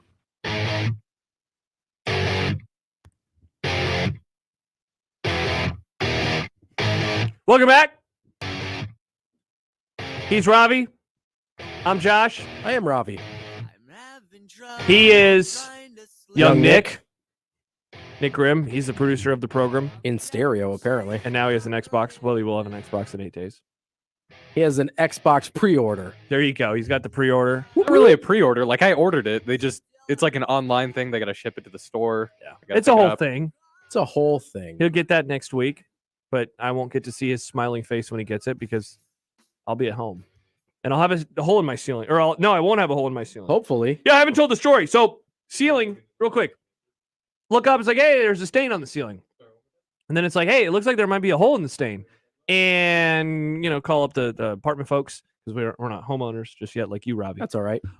They come up and the guy's like, yeah, I think it's going to be okay. I'll come back tomorrow and we'll, just patch this up. You'll be good to go. And, but he's like, I'll have to come back tomorrow to measure the moisture levels. I'm like, okay, cool. Sounds good. Comes back the next day and he's like, ooh, this is not where you want it to be. And he puts his finger to touch it. And I guess his finger just went right through the ceiling. That's not good. Right through the ceiling. I don't know. I'm not a maintenance man. Yeah. Like that scene from Shawshank where there's that poster. Yes. And then Yeah, he put it. What say you, fuzzy britches? That's essentially what he suddenly yelled at my ceiling. And so then we essentially, we didn't have to leave, but our whole bedroom is just all over everything's moved and there are sheets covering things. Drop, kind of like drop sheets. Yeah, basically. Yeah. The TV's covered. It's a whole thing. Not ideal. Thank God we were planning on going to my parents for Christmas Eve and Christmas night to begin with. Yeah, just bump that up a little Now bit. they get a whole week and they get to hang out with Banks. So thank you to my mom who might be listening right now. I love Banks. And is also hanging out with Banks. Hey, Josh's mom. Hello, Mom. Also, Hi, Banks. Also working. And Banks. Who's a good boy? He's such a good dog. He really is. I know we're going to get to Adrian, but I will read this tweet from Stu Manji first. He says, the easy schedule mantra drives me absolutely insane. Frost is 7-21 against the teams on next year's schedule. Hell, Nebraska is sub 500 against the schedule since 2011. And I'll retweet this right now at Josh Tweederson. Yeah, the teams that they have played in Frost time, they're 2-2 against Northwestern. They've never played North Dakota or Georgia Southern. 0-1 against Oklahoma, 1-0 against Rutgers, and then 0-1 Indiana, 0-2 Michigan, 1-3 Minnesota, 0-3 Wisconsin, 1-3 Purdue, 2-2 Illinois, 0-4 Iowa. It's tough. It's tough. It's very, very tough. Yeah, there's no gimmies. Mm-hmm. We should have learned that by now. And for some reason, we keep looking at it and say, oh, the schedule's easier. No, it's not easier. Nebraska's bad at football right now. Mm-hmm. None of the games are easy. Exactly. That's how it works when you're bad at football. Yeah. None of them are gimmies anymore. 402-951-1620. Let's go to the Lanahaw Nurseries hotline where Shane is waiting. Shane, what's going on? You're in the zone. Hey! I'm just out here in Benson, Nebraska, which is right up the Maple or Northwest Radio Highway. Nice. Yeah. Where you at? 50th and Dodge. You are on 5011 Capitol Avenue, aka the Dodge Street side, which is not connected to anything other than an exit ramp. Okay. Not an exit ramp. I said an exit stairway. I know exactly where you might be. You still might be in the center of the three window stretch. Okay. But I'm not talking about that. I'm talking about the things that we are missing out on. Johnny Rogers, a Heisman Trophy winner from Nebraska, from the Tom Osborne glory days of coaching in the 12, right? What I'm trying to get at is, what are we doing to wish each other better to make sure that our loved ones, especially someone who could be tragically affected by next door neighbors, Colorado's high season versus his own, flight and the thought to come back to UNMC and get better care here. And we just surprised, get it from the couple agencies accidentally on time as he's healing up. What are we doing for each other in the season that we're in, which is beautiful golfing weather, and being more sportsmen about what to do in public? I'll let y'all get into what to think about rather than what to say, because you have to think about what I'm asking you on a program when I'm talking about the 10 and the 12, Scotty being beat up by anybody not really from here to deal with the future of our big red end, Herbie's Little Red, or Little Red in Lincoln for us to at least go up and down the block 45 minutes to even know what they're listening for. All right. Emergency. Thank you, Shane. Do you remember? Ravi? I mean, you're the host here. I am the host. What do you think? I don't know. I also don't know. Okay. All right. Adrian Martinez. Yep. He's with Kansas State next year. I had I think a sometimes listener, more of a friend, which hater, reach out to me of last week when the news came down about Adrian Martinez, basically saying, I'm not rooting for him. I'm not rooting for Adrian Martinez. And told me mainly because he hates Kansas State, but also because why am I going to root for somebody when he goes somewhere else? Do you think that he still has a ton of fans here? Does choosing Kansas State matter for that? And how do you think he will be viewed in his one season in Manhattan, Kansas next season? And we're just moving right on from that phone call. Yep. Not really sure what to make of that. But I think a lot of people in Nebraska will be rooting for Adrian Martinez next year. It helps a lot that obviously they're not in the same conference as Kansas State anymore. I never thought they had the same rivalry with Kansas State that they had with like a Colorado or Oklahoma, obviously. I know that there was some animosity with Kansas State, especially after the whole face mask year. Yeah. Oh, yeah. But I don't think it ever rose to the level of a Colorado or anything like that. Some would disagree with you. I it depends understand on that. like where your fandom, when, like depending on your age. Yeah. I think for some people, Colorado was the most hated. For some, Kansas State wasn't. For some, Missouri was. For me personally, it was Missouri. I was going to say, I think Missouri is in that group also. For me, I never really hated Kansas State. I might be alone in that. It wasn't a thing that they never bothered me. Yeah. There were some of those Kansas State teams that I kind of liked. I liked Michael Bishop. I liked L. Roberson and Darren Sproles. I liked some of those Kansas State teams. But obviously not being in the same conference is helpful. I think a lot of people really genuinely would like Adrian Martinez to succeed at Kansas State. I don't know that the location matters that much, not being in the Big 12 anymore. And I don't know that how he plays this year will affect how we feel about him in terms of his time at Nebraska.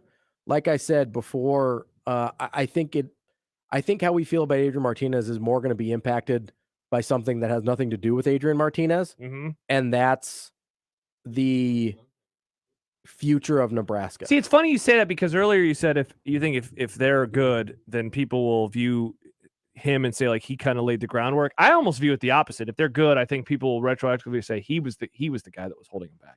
Yeah, I mean I think there will be some people like that, but I also think that we'll look at it the same way.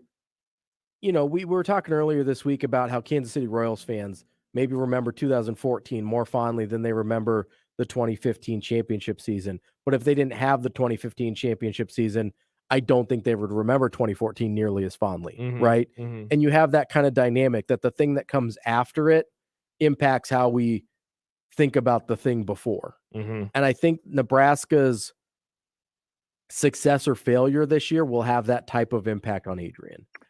Spark says, I'm not going to root for him, but I will watch Kansas State's box scores.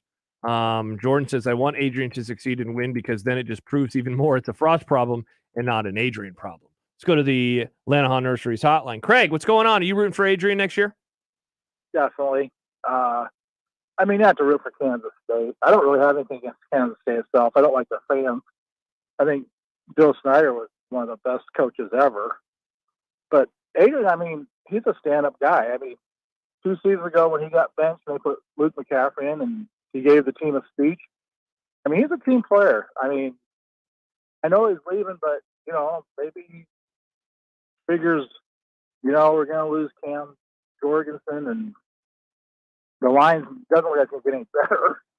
And I think the line was kind of wanted to, you know, it's not him throwing interceptions, but he was running for his life almost every stinking pass play. I think the guy is underrated. I hope he succeeds. Right. I don't think it's going to be a reflection on Scott Frost. There's going to be a reflection on an offensive line, which I guess that is a reflection on Scott because he's the coach. But I'll be rooting for him. Yeah. Thanks for the call, Craig, at 402-951-1620. I am very interested to see like Bo, I remember Bo's first season outside of Nebraska. Now it was different because he was FCS. So it was a little harder to follow, in terms of like watching the games. You could check the box score at the end of a Saturday. And it felt more detached. Definitely. This isn't going to be that way. All the games will be on TV, and they're not that far down the road. He is a player. I think, honestly, I'm asking a lot of these questions. He's definitely a player that I think we need to remove ourselves from just a little bit longer. It's not even about next year. I think we got to get 5-10 years down the road before we can perhaps totally put the Adrian era to bed. But I think that's when we're maybe put it into a better context. Definitely much better and perspective. That's what I mean when I say, like, in the next couple years, it could turn into an indictment of Frost or an indictment of Adrian. But in the long-term perspective, I think Nebraska's success immediately after his departure will influence how we look at him. Yeah. Because in the moment, it's going to be really easy to say, oh, well, it is Adrian's fault, or it was Frost's fault, and Adrian was good this whole time. But if you remove yourself, like you said, 5-10 years from now, I think that's when we'll look at his time here differently if Nebraska turns around and becomes successful. Jed says, Cam Jorgensen, man, I wonder how he would do it against Grant Windstrom and Jason Peters. Would he block downfield for Matt Davidson? Come on, Jed. Come on, Maybe Jed. he was just a little mispronunciation of Jurgens. But that made me laugh too. Kim Jorgensen. Steven asks, did you cheer for Greg Bell last night, although he didn't do anything here? He's an ex-Husker. It's a little different when they hardly even were here. Mm-hmm. And, I mean, I was glad to see him land somewhere and do well. Mm-hmm. He had almost, at least in the regular season, he may have topped it last night. He had almost 1,000 yards rushing for San Diego State this last year. He averaged almost, I think, 5.5 yards a carry last year. Had about almost 600 yards. So I was glad that he did well. Yeah, but the relationship the relationship's way different. So different. So it's a different question. But I was happy to see he did well. I probably wasn't actively rooting for him, but I was happy that he did well. All right, this conversation's been way too serious. Ben says FK State. All right, there you go. When we return, it's time to get dumb. It is time for Dumb Debates. It is a holiday weekend. Ravi has food takes. Ravi has questions. I have questions. We have many things to get into. We will do all of those when we return here on a Sportsmanlike Conduct 1620 The Zone. Live from the Host Coffee Studio, this is 1620 The Zone. 1620 The Zone. Traffic. From the Burton AC Heating, Plumbing, and More Time-Saving Traffic Center. Heads up, a crash down on the southbound JFK at Highway 370 is causing some significant delays through that area. An earlier wreck still causing slow going around 126th and Harrison. And then be ready for some slow going on eastbound L Street right around 90th and on westbound 370 just before I-80. I'm Mike Neville. This time-saving traffic is brought to you by Saul's Jewelry and Loan. Bling in the holidays with Saul's. All jewelry in stock up to 50% off. Ladies' diamond rings starting at $89. Earrings starting at $39. Gemstone rings starting at $89. Bling in the holidays with up to 50% off jewelry at Saul's Jewelry and Loan. The Zone Inbox is brought to you by Equitable Bank. We take banking personally. Email Severin Binning on the Equitable Bank inbox with your love, your hate, or your hot takes. The Zone Inbox, presented by Equitable Bank, where they take banking personally and answer the phone on the first ring.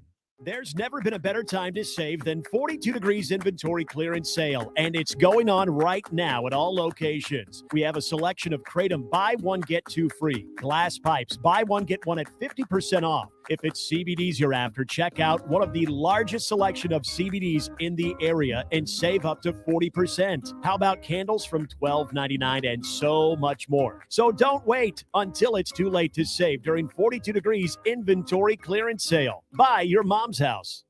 I never thought I'd be dealing with hunger at my age. Skipping one meal so I have enough food for the next. Not knowing how I'll afford groceries each week. This isn't how I want to live.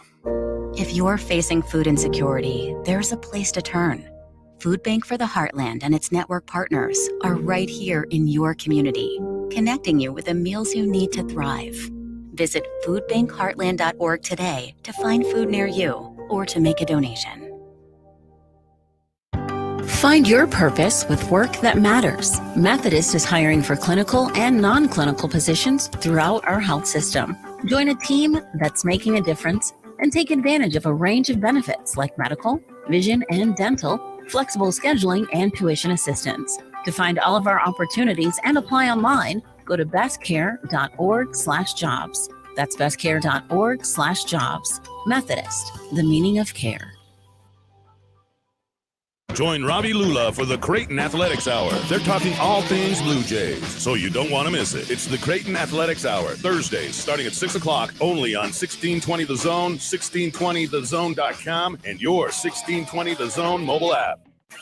Shop Woodhouse Place Hyundai and Nissan, 144th and Giles. KOZN, Bellevue, Omaha, Council Bluffs. To have a boat, Throw. it would be nice.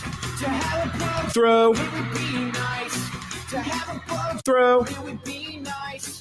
To have a boat, Throw. it would be nice. To have a boat, Throw. it would be nice. To have a boat, Throw. it would be nice. To have a boat, Throw. it would be nice. To have a boat Throw. from your mom.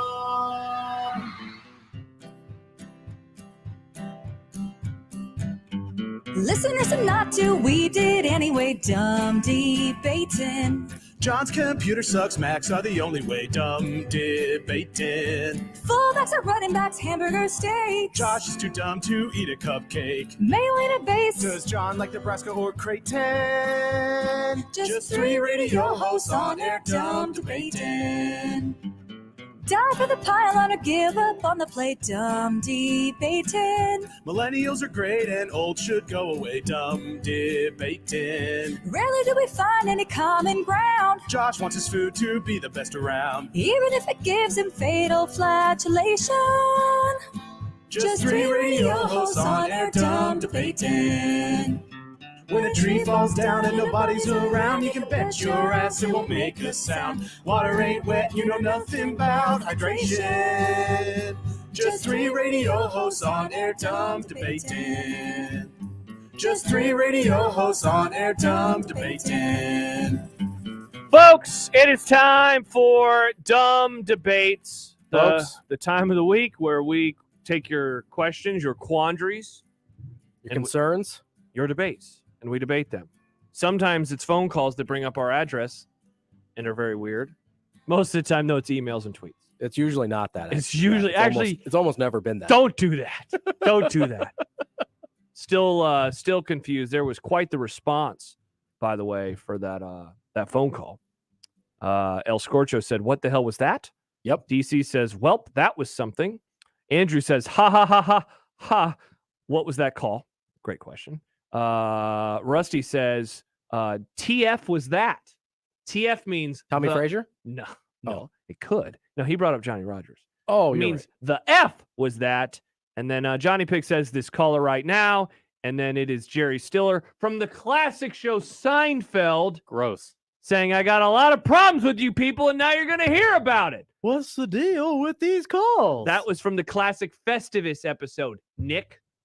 Okay. Tomorrow, December the 23rd. Okay. Tomorrow, it's going to be a Festivus for the rest of us.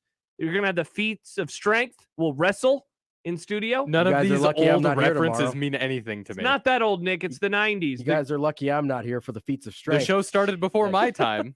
It started before I was born. The 90s, a.k.a. the best decade of all time. So you want to know a funny Festivus story? I would love to. So back in my first marriage, my ex-wife really wanted to throw a Festivus party, and I had to work the next day. Okay.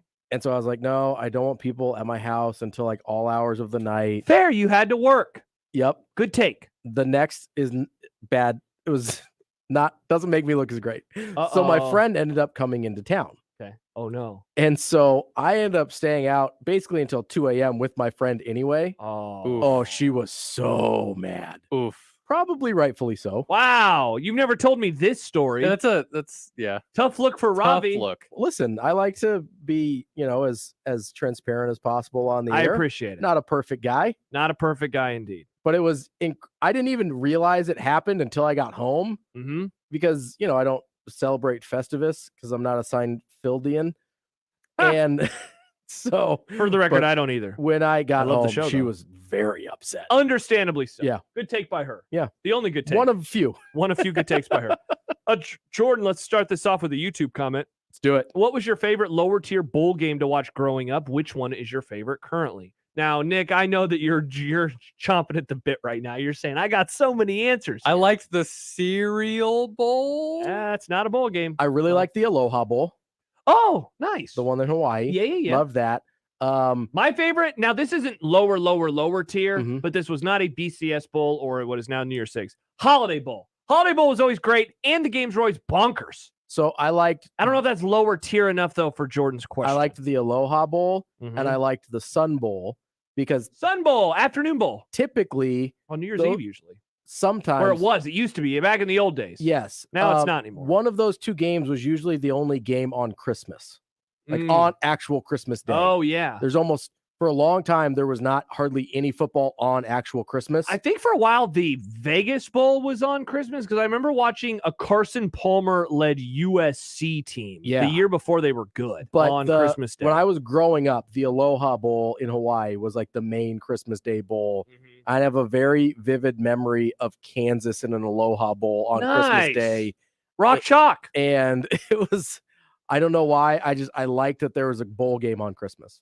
Johnny Pig says second the Holiday Bowl. Yeah, that the bowl game back then, Pac-12 or Pac-10. See, that's like a mid-tier. It's kind of high. It's kind of high. Nick, the Idaho Potato Bowl. Yes, Sure. and discussing Why the not? logos. Brian says, and this is the question now that will pit Ravi's strength versus my running. He says, just for fun, a solid Josh versus Ravi question. Would you rather be able to bench 400 pounds or more, but instantly be out of breath if you have to do any type of running, or be able to run a marathon but have no strength, like not being able to bench the bar type weakness? P.S. Not saying Ravi can't run or you can't lift, but only for the sake of the question. Sure. Look, for the record, I definitely can bench a bar. They're 45 pounds. They're not that much. Last year at one point I was doing 300 push-ups a day. I kid you not. That's a lot of push-ups. Now my what's the form? Probably not the best, but I was still doing it. And I was doing sit-ups as well. There's some muscle development there. Exactly. I'm not a total weakling. One punch man over here. Look at me.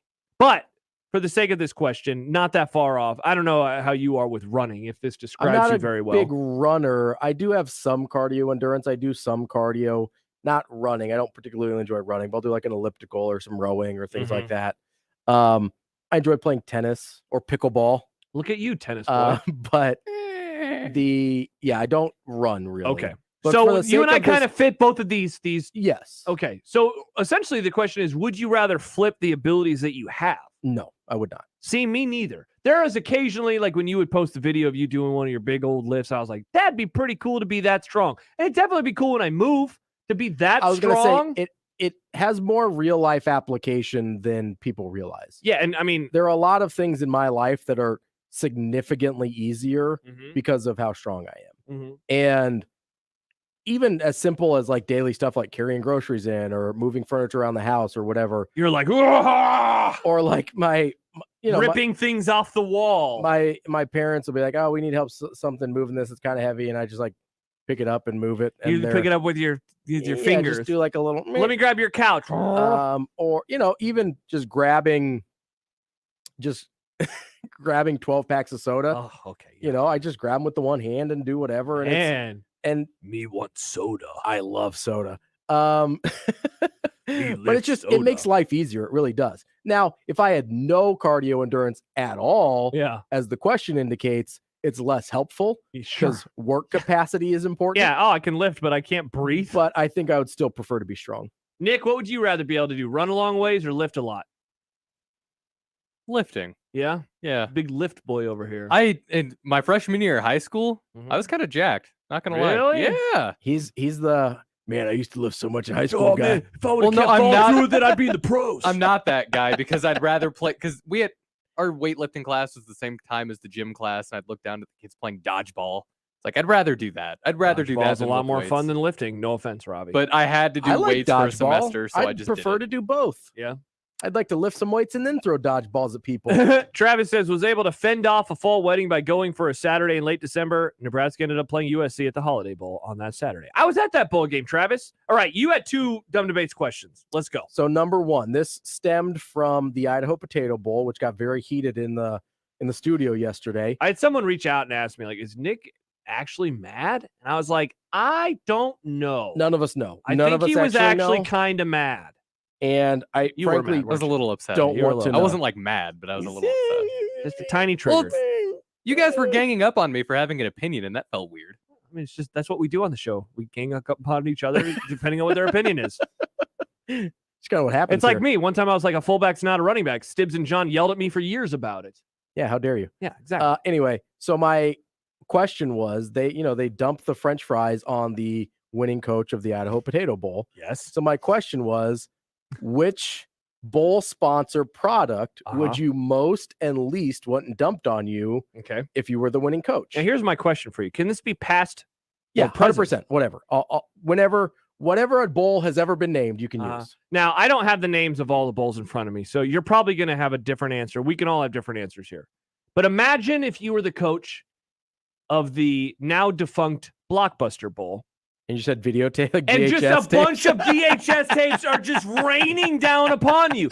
That sounds horrible. The cassette or just like tape? No, the whole box. Oh. The box, remember the box that the Blockbuster? Uh-huh. Do you remember Blockbuster, Nick? Yes. Yeah, they got pointy corners, and there's a ton of them, and the player's probably taller than me. I mean, I'm 6 foot, I'm not short, but 6'7" linemen just dumping copious amounts of tapes. That sounds horrible. You know what I think is worse for me? What's that? And listen, there's obvious ones here. Like, I don't want a bunch of gators dumped on me. Okay, we're trying. Oh, the Gator Bowl. I'm trying to be a little bit more realistic. Yeah, because it has to be able to fit inside of a Gatorade. Yeah, I'm trying to be more realistic about my absurd question. Oh no, the Dixie Bowl. Confederates. Oh no, racism. I was thinking they're going to be cups, but can't say that word. So it has to be a bowl that's existed before. Is that Correct. what we're, Yeah. that's Any not as bowl fun. that has ever. So the Mayo Bowl. The Duke's Mayo Bowl. See, and I'm so bummed that they actually don't dump Mayo? mayonnaise Yeah. on people. That would bum me out a lot. Okay, I'm looking at a list of defunct college football bowls. So there's a Quick Lane Bowl. Getting oil dumped on you would also be terrible. That sounds bad. Motor oil. Riley says the Shattered Glass Bowl. Is this a bowl game? No. There's the Shattered Glass Bowl? Can you imagine that? Glass. There's the Jimmy Kimmel Bowl. You probably don't want to. I don't want Jimmy bunch getting of Jimmy dumped on me. Kimmel The stuff. Independence Bowl, they just grabbed the Liberty Bell and Oh, that's how it had its crack. There's actually. the military bowl. You just don't want like the armed troops. forces. Outback Bowl. Good eye, mate. Now No, they would dump Awesome Blossoms Yeah, on see- you. That's actually on the pro list. yeah, definitely. There was a bowl that I just looked at once again here's a couple that would be bad. There was once a bowl game called the Ice Bowl, and I'm not talking, folks, about the classic Cowboys-Packers football game from the 60s. This bowl took place in January of 1949, January of 1950, January of 1951, and then December of 1952. That sounds like hell. Actually, it sounds like the opposite of hell because it's in Alaska. I don't want no ice dumped No. all over me. No Also, ice. there was another one here where let me find it real fast. The Beach Bowl. I don't want a beach getting dumped Like on sand? me. Oh, that would suck. It's all over the place. That's what I was gonna say about sugar. You'd find sugar everywhere. What about the that's Las Vegas Bowl? a bunch of Sounds terrifying. Strippers? I was gonna say, the Poker chips? Yeah, the chips. There it is. Yeah, that's Oh, that would work. That would actually. hurt though. Those Jed, might hurt. by the way, Jed points out that the two coaches in the Mayonnaise Bowl, the Mayo Bowl, have agreed to have mayo poured on them this year when they win. Let's effing go. Oh, I would hate that. I hate mayo. That would be really So funny. much. All right, we've been the negative boys. Let's be the positive boys. What bowl do you want stuff dumped all on? in on the Cactus Bowl. Cheez-Its. Nick, no. Cheez-Its for sure. Defunct. Never Now, mind. what about that? That's good. See, that's what I was thinking. I'm thinking of the food. Obviously, the potato The bowl. French fries are high on the list. I'm Oh, gonna be honest with definitely. you. Yeah. Now, But now those are steak fries. Give me a nice skinny fry. or a curly fry. Oh yeah. What about the Cure Bowl? Oh, I feel like that's the I good did one. my own research. I definitely would like that. What about the cigar bowl? Oh A yeah. bunch of stogies getting dumped Is that a on you? thing? It was. I The would cigar love a bowl cigar bowl. was played between 1947 and 1954. I'm loving learning about all these random ass I bowl would games. Music Love- City Bowl looks cool. There you go. Some You just songs have- come out. Just have songs dumped on you. That game is played in Tennessee, Nick. Nebraska made it. It is. The last bowl Nebraska made, the Music City Bowl. This is a Division II bowl, What's that? mineral water bowl. Oh, interesting. Now here, real Winning quick, coach gets waterboarded? I found another bad one. The Uh-oh. Cactus Bowl. Oh wait, did you already? I say said that already. No, wait, You're I found, like Nick. No. Yeah, I found a different one. Maybe Not I did. ideal. Yeah. Not ideal. Some more good ones. The Rose corn. Bowl wouldn't be bad. No, it smelled nice. As long as it's just the buds, right? You Not don't want the the stems stems. with the thorns. What about the corn bowl? You want some corn dumped all over you? It wouldn't be terrible, but I don't want it. What about the cherry bowl? I like cherries. Ooh, like maraschino cherries. Be very sticky though. Oh, it would be very sticky. The cotton bowl wouldn't be painful, at least. No, it wouldn't. It'd be like soft, I guess. Yeah, Like a it'd t-shirt. be like a pillow, maybe. Yeah, can I make a t-shirt out of this cotton? Ooh, what would they dump on you? Oh, here's You know what'd the be one, fun? Nick, I meant because you, like you said, cactus bowl. Pear bowl. I don't want pears Yeah, getting dumped. I like Ah, pears are cool. Pears Yeah, but are it- soft. But it hurt. No. No, Yeah, pears, they are. peaches, orange, citrus, all bad. All Tangerine. bad. Pears are softer than oranges. I know wouldn't it's mind still getting gonna a hurt pear. if you have a Gatorade bucket full of these things dumped on your head. That's not gonna feel good. Yeah, it's gonna hurt you a little bit, Nick. You know what I think would be good? Fiesta Bowl. So you would just have like confetti and stuff. Oh, dumped on you. or back when it was Tostitos, you have a bunch of chips. Yeah, that wouldn't hurt. I no, don't it'd think. be like, oh, cool. Do you have It'd some be a little salsa? weird. I don't want salsa dumped on me. Until you get like a tiny splinter of chip in your eye. Ugh, yeah, you got close your eyes when it happens. Steve says the Gotham Bowl. Imagine having Batman and the Joker land on you. Yeah. The Penguin. Yeah, the Gotham Bowl sadly is no I'm more. Batman. What was your other dumb debates question? So my other dumb debates question, which is less dumb but still dumb, Mhm. is if you could go back and relive any sports experience that you've had. That I have had. So either a moment or a game, which would you choose? And the reason I think this is an interesting In person or just on TV? anything. Okay. But you can't go back like, I'd like to go back to the Miracle on Ice. I didn't experience that. We were I wasn't negative alive. years old. Yeah. So that doesn't count. Yeah. Something that you remember either being at, watching, whatever. Okay. And the reason I think this is interesting is because I wouldn't want to go back and relive a game that was overly stressful for the entire thing. Because Oh. my idea is you're basically reliving the same emotions. Okay. You don't, you So can't, like the you- 96 Fiesta Bowl might be the play It's because it's perfect. just a blowout. And that's what one of my friends said, because I asked him this. He said, okay, you have like a quarter of it being close, and then they just start boat racing and it's a party the whole time, right? Yeah. So that's a good one for Nebraska fans. I have thought about, because my teams don't win anything anymore. Sure. If Dallas made the Super Bowl, save the jokes, and they were blowing the other team out, just how would I be during that? Would I Yeah. at what point would I let my guard down? Because it's almost better if the Super Bowl is close and they win late, because then you get to be intense the whole time. But a blowout is fun because it can turn into a party. Yeah, you can just enjoy it the whole Yeah. time. Whereas, like, so my friend asked me, and he's like, I assume Red Sox Yankees. I go, no, that was so stressful. That was too stressful. the yeah. entire time. There are moments of that I love, and I look back on, and they're some of my favorite moments, like But the Dave Roberts steal. Yeah. But the games also took 5 hours, They took and you were so stressful. long, and Yeah, I yeah. was anxious. I was just a ball of tension the entire time. So I think for me, I actually think it's the Doug McDermott senior night. That was a good one. I was at that Because game. There was you knew their season wasn't over one way or another. Mm-hmm. They were going to the NCAA tournament.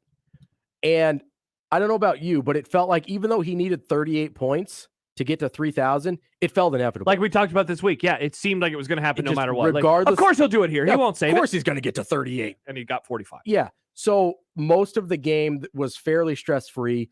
He got to 38 pretty early in the second half. Mm-hmm. And then it was just a party the rest of the game. That was as far as a experience, that was really, really enjoyable for me. So it's funny because I'm the opposite. And the first thing that came to my mind was the Matt Davison catch versus Missouri, mainly because I was just so young. I was so stressful. I was 9 years old in 97 to be able to watch that now with just my, I guess, especially if I don't know what's going to happen, like the coolest play of all time. Another one that Brett Musburger on the call. What a another day. one that Another. I considered one. it probably doesn't have enough emotional attachment for me, but it's as much fun, I think, as I've ever had watching a college football game because I had no attachments to it was Oklahoma Boise State. Great game. See, Incredible game. I hate that I missed that. I missed that game live. I was hanging out with my high school Really? girlfriend. Ugh, So stupid. terrible take. What a dumbass. I was in Houston. Me, not her. Me. I was in Houston at my sister's house, and all of her kids or whatever had gone to bed at that point. So I'm just watching TV, and there was nothing else to do because I don't know anybody in Houston. So I was just watching Oklahoma and Boise State, and one of my favorite game watching experiences just ever. It was I had no emotional investment except for I wanted Boise State to upset them, but because I didn't particularly care about either team, there was no stress. and it was just incredible to watch. So that's not my pick. It's higher on the list than probably most people would think. I have one. Is it a Formula One race? It is. Hungary 2021. That race was pure chaos. Like the most. So this year? Yeah, this year. You want to go back something like a few months ago? Yes, because it was amazing. I still rewatched that race. Like it had everything. Like the very first turn on the first lap, half the field got taken out because somebody locked up. The person who shouldn't have won the race won the race. Somebody got disqualified. They ran out of gas halfway after like the end, so they ran back to where the trophies and stuff were. It was nothing but chaos. Dang, look at The us. race started with just Lewis Hamilton on the grid. Everybody else was in the pits. It was wild. That sounds like the pits. It was so it was so weird that like people who have commentated on Formula One for over 40 years were like, we don't know what to do with this. How do we describe what's happening? There's no rules for it. Other responses: Jordan, 2001 Oklahoma game. Matthew, the 1994 National Championship game. Watched it with my family at my grandparents' house. Both grandparents and my dad are dead, and I was so excited. Almost 10 years old. Both awesome. Jordan says the 98 Orange Bowl.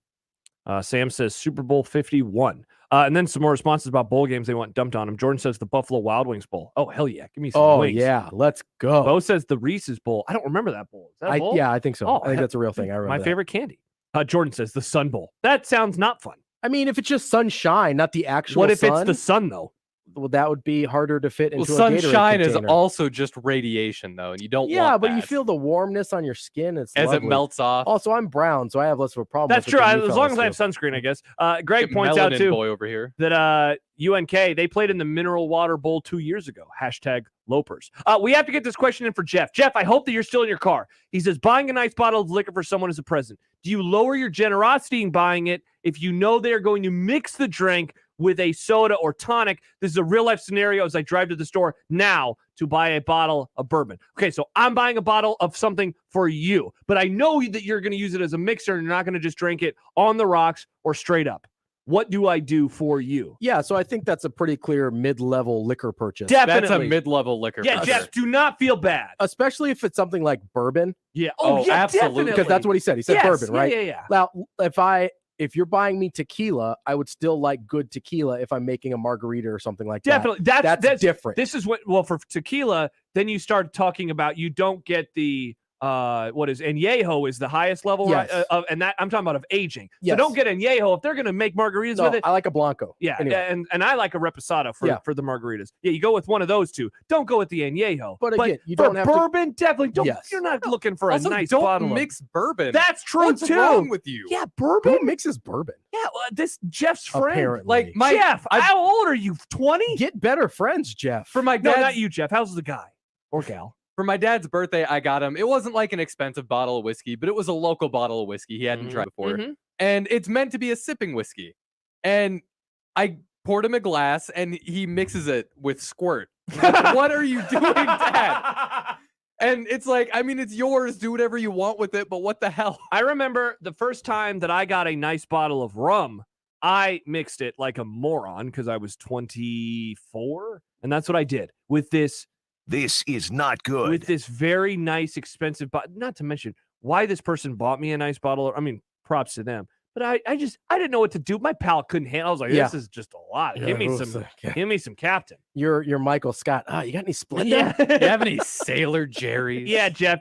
Bourbon. Mid-level. Honestly, Mid-level. if it's bourbon, I'd be like, just get him the cheap stuff. If Yeah, you're if you, mixing depends bourbon, on how much you like this person. I'm Yeah. assuming since you're considering a higher end gift at all, that you love this like person. them a decent amount. So I would Besties. go mid-level bourbon, but A, maybe have an intervention with them about mixing bourbon. B, do not waste your money on a. He's followed up. He's still in the car. I agree. Maybe a little higher end Jim Beam to be kind of nice. Thank you for validation. Yeah. We got you, fam. Like, there you yeah, go. no worries. A nicer bottle of Jim Beam. I've seen totally some fine. Jim Beam that's from like Or a like a limited Crown Royal. selection. Crown Royal. You can That's, mix a that's a Crown fine Royal. price point for a mixing. Yeah. A Jim. I've seen Jim Beams they have small batch Jim Beams that are a little nicer. Yeah. But they're a similar price point. Maybe something like that. Yeah, the last time, well, not the last time, because we keep kicking ass, but one of the last times that we got our ratings in and they were really good. I ended up buying a single barrel something or other. Yeah. And that thing doesn't get mixed. No mixing with that. Yeah, the small batch stuff is a little nicer, but if you're going with a more medium level brand in general, then you kind of kick up the niceness with a little specialty. Now, a couple of responses disagreeing with us. First of all, from salesperson Stacy, who we always appreciate tuning in. She says honey bourbon and ginger ale over rocks is a lovely and refreshing drink, so lay off. Stacy, we will indeed lay off. And then that's fair, but if you've got a honey bourbon, that's not a high-end bourbon. And Mustache Adam, right? Is that fair? Yeah, I would think so. Yeah. I don't know of any super high-end bourbons that are mixed with something else already. And he says, I know / like my bourbon, and that is true. Before the pandemic, he had invited me over for some lovely drinks. I was unable to make it, and then there's been this whole pandemic situation. He says, bourbon and Coke is good, but I would not mix it with Pappy, which is like $2,000 a bottle, or something like that. You can also make a good old-fashioned with a mid-level bottle, which I do. I do like an old-fashioned. Old-fashioned is probably my second favorite cocktail. After margaritas? Behind margaritas. Yeah, I love them. Totally different styles of drinks. 100%. But man, I'm a big fan of those. Yeah, but I think we landed on mid-level drink there. There you go. Yeah, mid-level bottle. Do we have any more dumb debates questions? Let me go to the YouTube, see if we've missed anything over there. Can we rename manslaughter quick? I'm not going to get over that. Yeah. So what was this discussion again? It was manslaughter. Why is accidentally killing somebody called manslaughter? Why don't we call it accidental? Like a whoopsie killing. You are guilty of a whoopsie murder. 4 years. I mean, that's basically what involuntary manslaughter is. It's a whoopsie murder. That's true. But don't call it manslaughter. I do think manslaughter should be replaced first-degree murder. Slaughter, because it just sounds sounds a very like, aggressive yeah, word. you slaughtered him? Yeah. Like, they're both bad, but slaughter seems like it has more negative connotations than murder. Yeah, I mean, let's see. What is the definition of slaughter? Like, if I said you were in a slaughter cult, that would be more problematic than a murder cult. Yes. It's hard to argue with that. Or you think they had a weird fascination with rendering meat. That's fair. Oddly enough, slaughter, so the definition according to Merriam-Webster, the act of killing and preparing animals for food, destruction of many lives, especially in battle. Look at that. The last definition is destruction of many lives, and we're like, no biggie, manslaughter. Yeah. Oopsie. I think manslaughter. My bad, fam. I think manslaughter should replace first-degree murder because it sounds like the most aggressive form. I agree. And then I think they need to reverse the order. Third-degree murder is the next on the list, then second, then first, rather than first being the worst. And then, we're all over the place right now. And then the other thing that we decided too, made to order is a stupid phrase. Yeah, made to order should be what they call fast food. Exactly. Because it is made and you're ready to order. I will never understand that. Oh man, it's made to order. So you made it when I ordered it, or you order it? I ordered it because it's already made. To be fair, that's probably why they use that. That's why, wording. yeah, that's like why. absolutely. You order, we make it. But made to order, they want to confuse you with it. I am very confused. It is super confusing. Yeah. Mustache Adam follows up. We do need to get together for some bourbon. Hell yeah, we do. Hell yeah, we do. Can I have some bourbon? Nope. I've recently discovered a love of bourbon. I'm proud of you, Nick. That's awesome, man. I'm a Scotch and bourbon boy. I would say now. you used to be a big Scotch guy. I'm still a Scotch Look guy. at young Nick and his palate expanding. Expanding the palate with young Nick. Yeah. Meanwhile, at his age, I was like, I have this nice, expensive rum, and let's add some Coca-Cola. I still like PBR though. Add so some it's a squirt. spectrum. Oh, dude, it's a same. spectrum. I have my beer fridge is full of lovely, delicious, expensive IPAs and all sorts of stuff, and then it's also full of cheap stuff. You got to know the situation. Love me some Natter Days. I'm not trying to sit down for an 11 a.m. big noon kickoff and go with, a couple double IPAs to start. I got to build up to that. Yeah. I want the Busch Light to begin the day. I agree. Yeah. All right. That's Dumb Debates. My last Dumb Debates of the year. R.I.P. What? No, it'll be back. It'll raise from the dead. Well, R.I.P. to your Undertaker GIF. GIF? GIF? GIF? GIF. GIF. All right. When we return, more stuff. Also, What You Say is coming up in a little bit, and we'll talk about the EAS test that we all got last night. Awesome. Remember that, folks? No, I haven't heard about it at all. Have you seen this? Have you heard about this? All right, that's coming up next on 1620 The Zone. Severe and Benning in the morning. Adrian Dow joining us here, Vice Chancellor and Director of Athletics for Omaha Mavericks. How can we get other sport programs to the level that our hockey program is right now, right? And if you are able to do that, certainly helps you become more relevant in the Omaha market. Adrian, we really appreciate you taking the time. I know you got a lot of work to do and giving us a few minutes. Hey, guys, thanks for having me on. I'm a big fan. You guys are a part of the morning commute every morning. For more, tune in every day to 1620 AM or go to 1620thezone.com. Your Omaha area forecast from the Godfather's Pizza Weather Center and KETV News Watch 7 on 1620 The Zone. Clear to partly cloudy overnight, low temperatures dropping back in the lower 30s.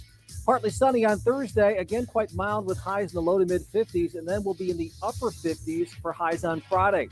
I am Chief Meteorologist Bill Ranby from KETV News Watch 7. 1620 The Zone's unsportsmanlike conduct, brought to you by a great friend of the program, Union Bank and Trust. 1620 The Zone traffic. From the Burton AC Heating, Plumbing, and More Time-Saving Traffic Center. Heads up that earlier crash on the southbound JFK at Highway 370, still causing delays through there. Traffic lights still malfunctioning on 72nd between Q and Grover Street. We've got a medical emergency that has the right lane blocked on 24th at Lake Street. Crash with injuries on Northwest Radial at 54th, still slowing things down. Same goes with the crash out on 108th and West Maple Road. I'm Mike Neville. This time-saving traffic was brought to you by the Nebraska Lottery. Spread some instant joy this holiday. Give Nebraska Lottery scratch and lotto tickets. They're the fast, easy, and fun way to make spirits bright. They make terrific stocking stuffers, party favors, and last-minute gifts. Top prize odds vary by game. Many people go back to the dealership out of habit or because they think the dealer is the only one who knows how to fix their car. At Omaha Car Care, we offer a better option. We have ASE certified technicians, the technology to service any vehicle, and free loaner cars. The dealer will sell you a package of services. We'll provide the service you want for your car as your trusted partner. I'm Rick Betker, owner of Omaha Car Care, and we'll be along for the ride. Cox helps you celebrate the holidays with Panoramic Wi-Fi's reliable coverage that keeps everyone connected to their favorite things all season long. Learn more at Cox.com. Hi guys, it's Andrew with Brookside Medical Clinic. Are you struggling with erectile dysfunction and sick of the pills? Well, we have a major medical advancement that has helped thousands of men. The WAVE technology at Brookside Medical was tested by Cambridge University and the Cleveland Clinic, and the results are in. It's proven to increase blood flow by repairing blood vessels. No pills and no side effects. If you're ready to put a stop to your ED by treating the root cause, call us now, and not only will the assessment and blood flow ultrasound be free, we'll also include something unique that produces immediate results in the bedroom. I don't think I've ever seen it fail. This is a $600 value, free to those that call in the next 2 minutes. 402-671-7777. That's 402-671-7777. Guys, put a stop to your erectile dysfunction and get your love life back. Call Brookside Medical Clinic now to qualify. 402-671-7777. Hello, friends. Kent Pavelka wishing everyone happy holidays and best wishes for the new year from John Higgins Weather Guard.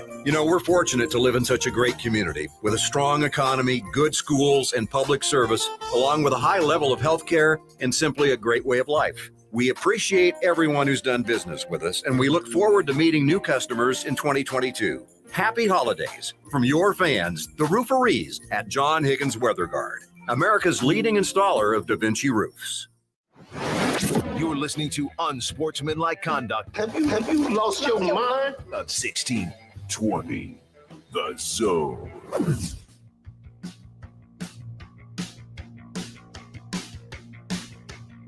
Welcome back on Sportsmanlike Conduct on 1620 The Zone. Josh Peterson, Ravi Lula, Nick Grimm. We are live in the Host Coffee Zone studio today. John will be back tomorrow, our final show together of the year.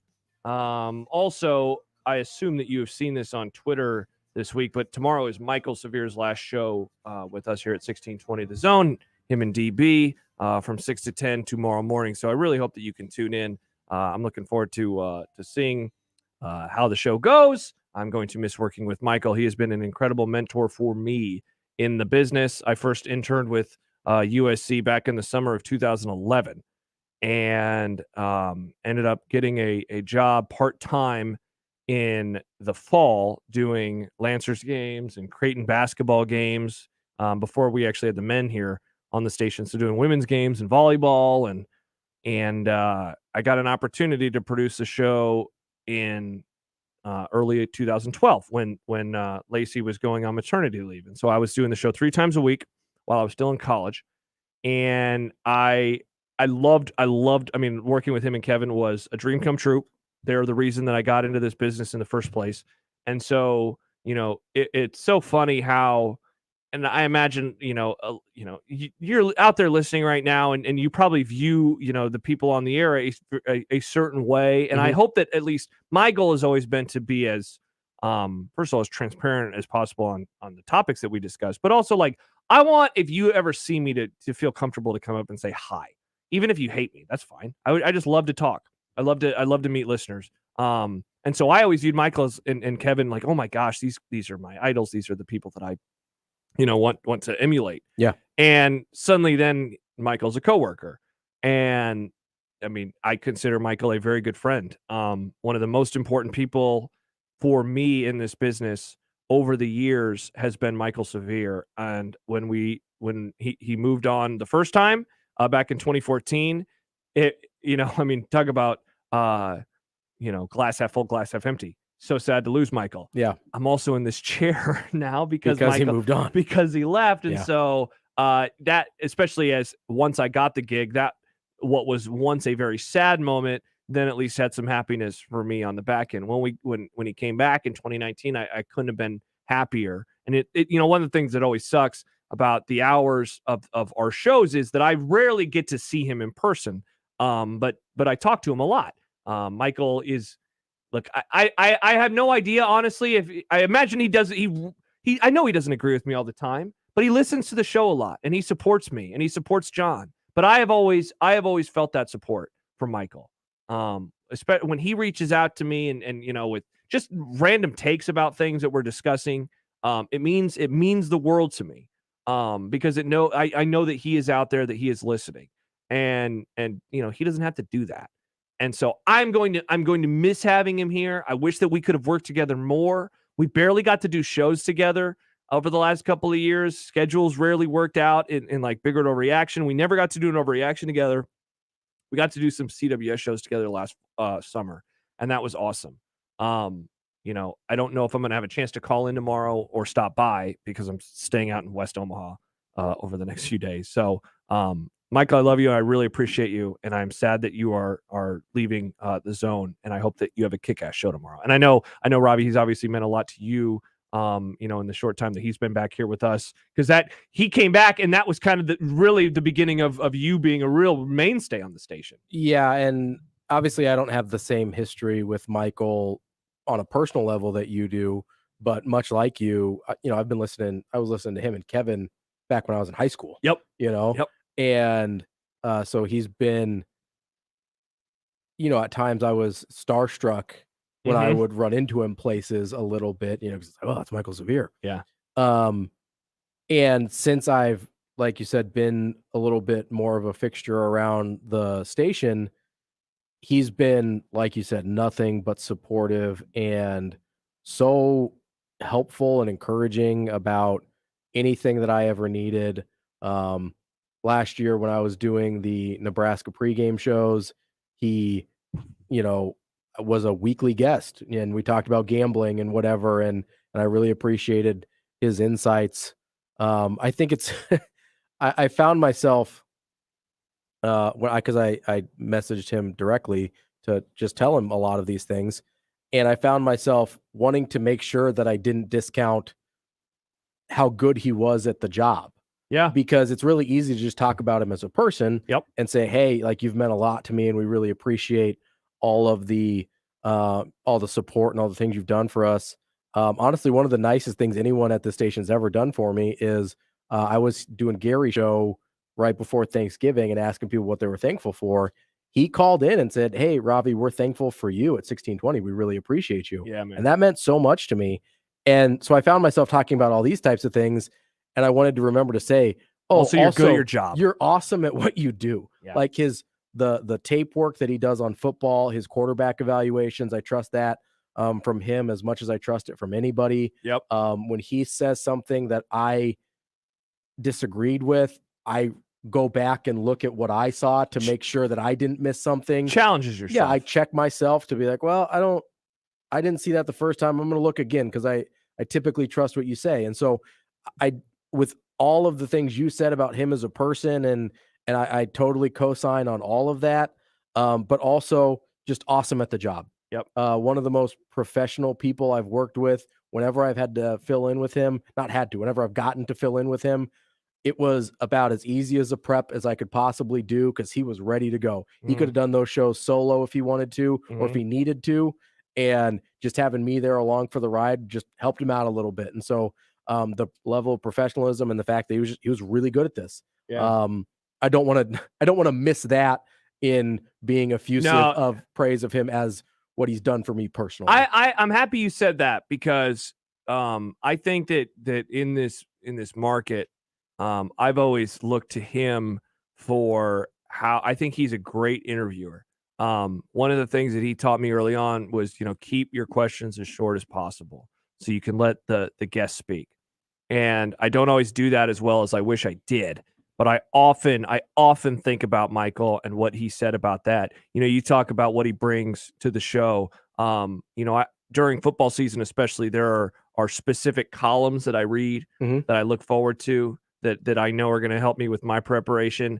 There were, so many segments a week of that show during football season that I needed for myself, that made me smarter. Yes. Yeah. That him and Damon were able to do. And yeah, you're right. Like, we got to focus on him too, as what he brought to the table. But man, he's just also a really good person. And that's cool. I didn't know that story about him calling in and saying thankful. Yeah, that's one. Honestly, it meant so much to me because, not that it's a thankless job because people around here treat me well. I don't want it to seem like that at all.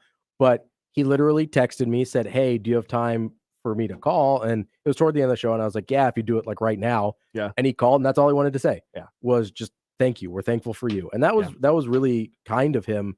And, I think people see Michael sometimes and he has a gruff exterior, I think is a fair way to describe it. But just a really kind person in my experience. I think as I've gotten to know him, I really appreciate being I think on the in with Michael. Yeah. He's been uncommonly kind to me and I really appreciate that. I wish I had more or better Michael stories. I know he's a legend, but he didn't really start until, after I was here for a while, but I didn't see him as much. No. We did a remote with each other once though, and we kind of bonded over our love of gumbo. There you go. And I asked him kind of as a joke. It's like, "Oh, next time you make gumbo, do you think you could, save me some?" And he's like, "Oh yeah, sure." But this is still when I wasn't here as much last year, COVID. I'd completely forgotten about that conversation, and he comes up to me one day. He's like, "Hey, Nick, I had your gumbo in the freezer here at work for like a month, and you just never got it." It's like, what? I forgot about that. Also, I just haven't been here. I'm so sorry. That's awesome. That is totally Michael. Yeah. The fact that he remembered that and he went through with it means a lot. Yeah. It means a whole lot. And since we've been very sentimental, Jordan on YouTube, Michael's best question: does she get naked? See, short, concise, to the point. And to the point. That's what you could expect with Get Michael the Severe. Information out there that the people need. Have a great show tomorrow, Michael. We will be listening. I hope that all of you are as well. Michael's last show here at 1620 The Zone tomorrow morning from 6 to 10 a.m. Him and Damon. The last time that he will talk to Sip. I cannot wait to hear that interview. Should be a whole lot of fun. When we return, we will get to What You Say live from the Host Coffee Zone studio. Half hour left on Sports Iconic 1620 The Zone. NFL Monday Night Football plays here on 1620 The Zone. Now, you don't get to play as much as the offense and defense, but it must be cool to be called special teams. It just sounds good. What team are you on? The special team. That's tight, right? Oh, if you're a fan of special teams, you can just bet on those. My sportsbook app has prop bets, so have at it, people. It's a special app, people. Must be 21. Gambling problem? Call 1-800-BETS-OFF. Watching football without Oscar's Pizza and Sports Grill is just, well, wrong. Seriously, how could you even consider not having Oscar's Pizza and award-winning char-buffed wings, especially with their all-new Thai chili bourbon wing sauce as part of your game day? Come watch your favorite team on Oscar's 40 TVs, including NFL Sunday Ticket. And with daily lunch and dinner specials, it's really a no-brainer. Oscar's Pizza and Sports Grill, 173rd and West Center Road, and for takeout at 162nd and Maple. You know how so many Christmas commercials start with "'Tis the season"?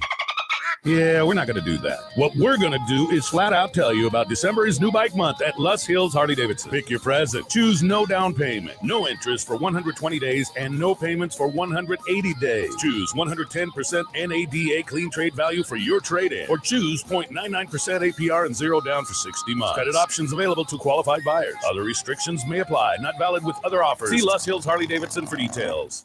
When others treat your fries as an afterthought, all you're left with are cold, soggy fries. That's why Wendy's new fries are ones you won't forget, guaranteed to be hot and crispy, or we'll replace them. We're talking natural cut, skin-on fries, perfectly seasoned with a hint of sea salt. In fact, they're even preferred almost 2-to-1 over McDonald's. These are fries so hot and crispy, they beg a new question. What would you like with your fries? Try them today, only at Wendy's. At participating U.S. Wendy's, taste preference based on a national taste test by an independent research company. Thanks for calling Toyota. This is Jan. Hey, Jan. Toyotathon. Is it on? It is. Now's the time to find year-end deals on Camry, RAV4, the all-new Tundra, and more. Great. It's officially the holidays. Fire up the chestnuts, kids. I'm not sure I follow. People are drinking pumpkin spice coffee during summer. Radio stations blast holiday playlists in October. Time truly has lost all meaning. So you base your family's holiday schedule around Toyotathon? Bingo. Toyotathon comes around like clockwork. How else will we know it's time to celebrate? That actually makes a lot of sense. Now, if I can only figure out when to take down the lights. Dealer inventory varies. Offers are subject to change throughout Toyotathon, which ends on January 3rd. See your participating Toyota dealer for details. Toyota. Let's go places.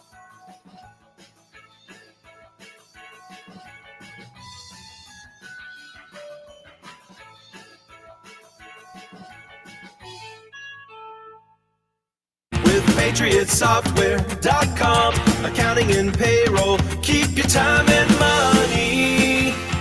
Mike Capel here, serial entrepreneur. I began paying employees in 1988. I would handwrite checks and say, here you go, don't cash it until Tuesday. But a teenage employee said his dad wanted to see his pay stub. Pay stub? We don't have pay stubs. Get back to work. He said, Dad works for the government, and state law requires that I receive a pay stub. crud. Now I'm supposed to be an expert on withholding payroll taxes and create pay stubs? That's why I created Patriot Software, to help employers with 1 to 100 employees do their payroll correctly with pay stubs. Go to patriotsoftware.com. Use promo code RADIO and get 2 months of payroll free. That's patriotsoftware.com. PatriotSoftware.com, accounting and payroll, keep your time and money. Have you wanted to speak a new language but thought it'd be too difficult or take too much time? Then try Babbel. In just 15 minutes a day, Babbel teaches you conversations that you will actually use. With 14 languages and lesson topics like travel, business, relationships, and more, you'll learn what matters most to you. Babbel. Language for life. Learn a new language with ease. Go to Babbel.com to try for free. That's BABBEL.com. 1620 The Zone's unsportsmanlike conduct is brought to you by Union Bank and Trust. Now back to the program. What you say? Oh, that you only meant well, because you did. All right, folks, the sun is set. You know, we're gaining sunlight now every day. Starting today. Let's go! Shout out to the winter solstice, am I right? Yeah, go to hell, short days. Go to hell. These short days are over. Yeah. You know it's not done, though? What'd you say? Well, but also the snow. Yeah, also not It's done. going to be here momentarily. Hello, Nick. Hello. You know what else also might apparently not be done? What's that? That EAS test that we got last night. Yeah, what How the about hell? Yeah, this is apparently a thing. I've seen many graphics going around. Oh, this happens every year at this time. No, I've never seen never had such one a at thing. 11 at night before. That was garbage. Stupid. I'm happy that I wasn't asleep. Yeah, I was awake, so I didn't really care, but I was like, this is weird. Yeah, I was like, what's up with my phone? What's the deal with the AS test? What's the deal with phones? How was it for you, Nick? My phone was on vibrate. Sorry, there's stuff. My phone was on vibrate, so I didn't hear it. It didn't go off, but I'm like, who's texting me at 11:30?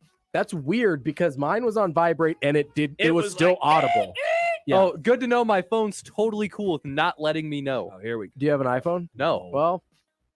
Well. Yeah, that's problematic, Nick. You Well. might die sometime. Oh, and your phone won't warn you. no. Oh, no. Wow. Nick, we want you. We need you. No, I was serious. If you die, who's going to produce a program? Chance. He's good. All right. Fine. You're right. We're fine then. See you later. Nebraska ball is back on the floor tonight versus Kennesaw State. Folks! Will the result be not bad? Oh, good question. Ravi? Even if they win, which, by the way, the spread for this matchup is Nebraska minus 13. That seems high for Nebraska against literally anyone. But that's a lot of points. Even if they win, that doesn't mean it's not bad. Mm-hmm. Like Creighton played Kennesaw State earlier this year. That wasn't a good game for Won Creighton, by, right? I think, 7. It was bad. They were trailing at the half? They were trailing most of the game. Oh, boy. It was very bad. Oh, boy. So I would imagine that the result will be bad basketball, whether Nebraska wins or not. So you're saying don't watch the game? If you can help it. What channel is this game on? Is it on the BTN Plus? Will we be hearing a Yunka Dunka tonight? Yunka Dunka! Let me see. We will. Well, it's not. No, it's on ESPNU. Look at that. What? We get to watch the game tonight. Can't wait. Let's get depressing. Oh. Will the college football playoff protocols we discussed earlier need to be used? No. I think no. We're getting all 3 games in. We're getting the 2 semis and the natty in. I think no. No problem at all. None. Yep. Go football. Speaking of COVID, Texas A&M is out of the Gator Bowl.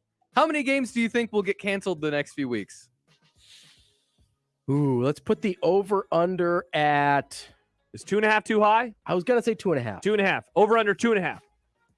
I think I take the over. I wouldn't be surprised if 3 games get canceled. 3 was the first number that popped. That's why into my 2.5's the right head, number. too. Yeah, I think I take but I think 3. Yeah, I think you're right. That's a bummer. In a Zoom call earlier this week, Aaron Rodgers said that he's reflected on something Brett Favre said about The Office and appreciating what you've had. I've often thought a lot about that and was reminded by Farvies. That's a weird. It's like Tendies. That's a weird pet name. Comment, but to just enjoy these times, Rodgers said, because these are the good old days, and you'll never know when they're going to be done, and it goes by so quickly. Is this his way of saying goodbye? I don't ever know what he's saying. He has been clear that he's not really clear about anything. So I don't know. Maybe he's what it sounds like is that he's trying to sound smarter than everyone else again. Ooh. He's like, you got to appreciate like all enlightened and whatnot. And A, I don't care, Aaron Rodgers.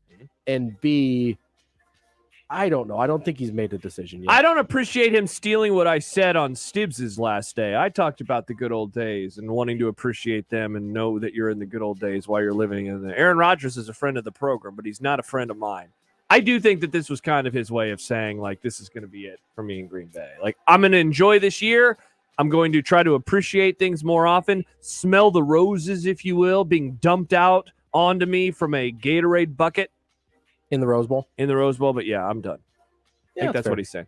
Josh. Nick. Marcus Spears of Espen says Mike McCarthy doesn't know what the hell he's doing. Good take? I mean, it can be a good take. I don't know what it has to do with what's going on right now. They've won 3 in a row. They're 10-4. They just won the division. They're going to make the playoffs.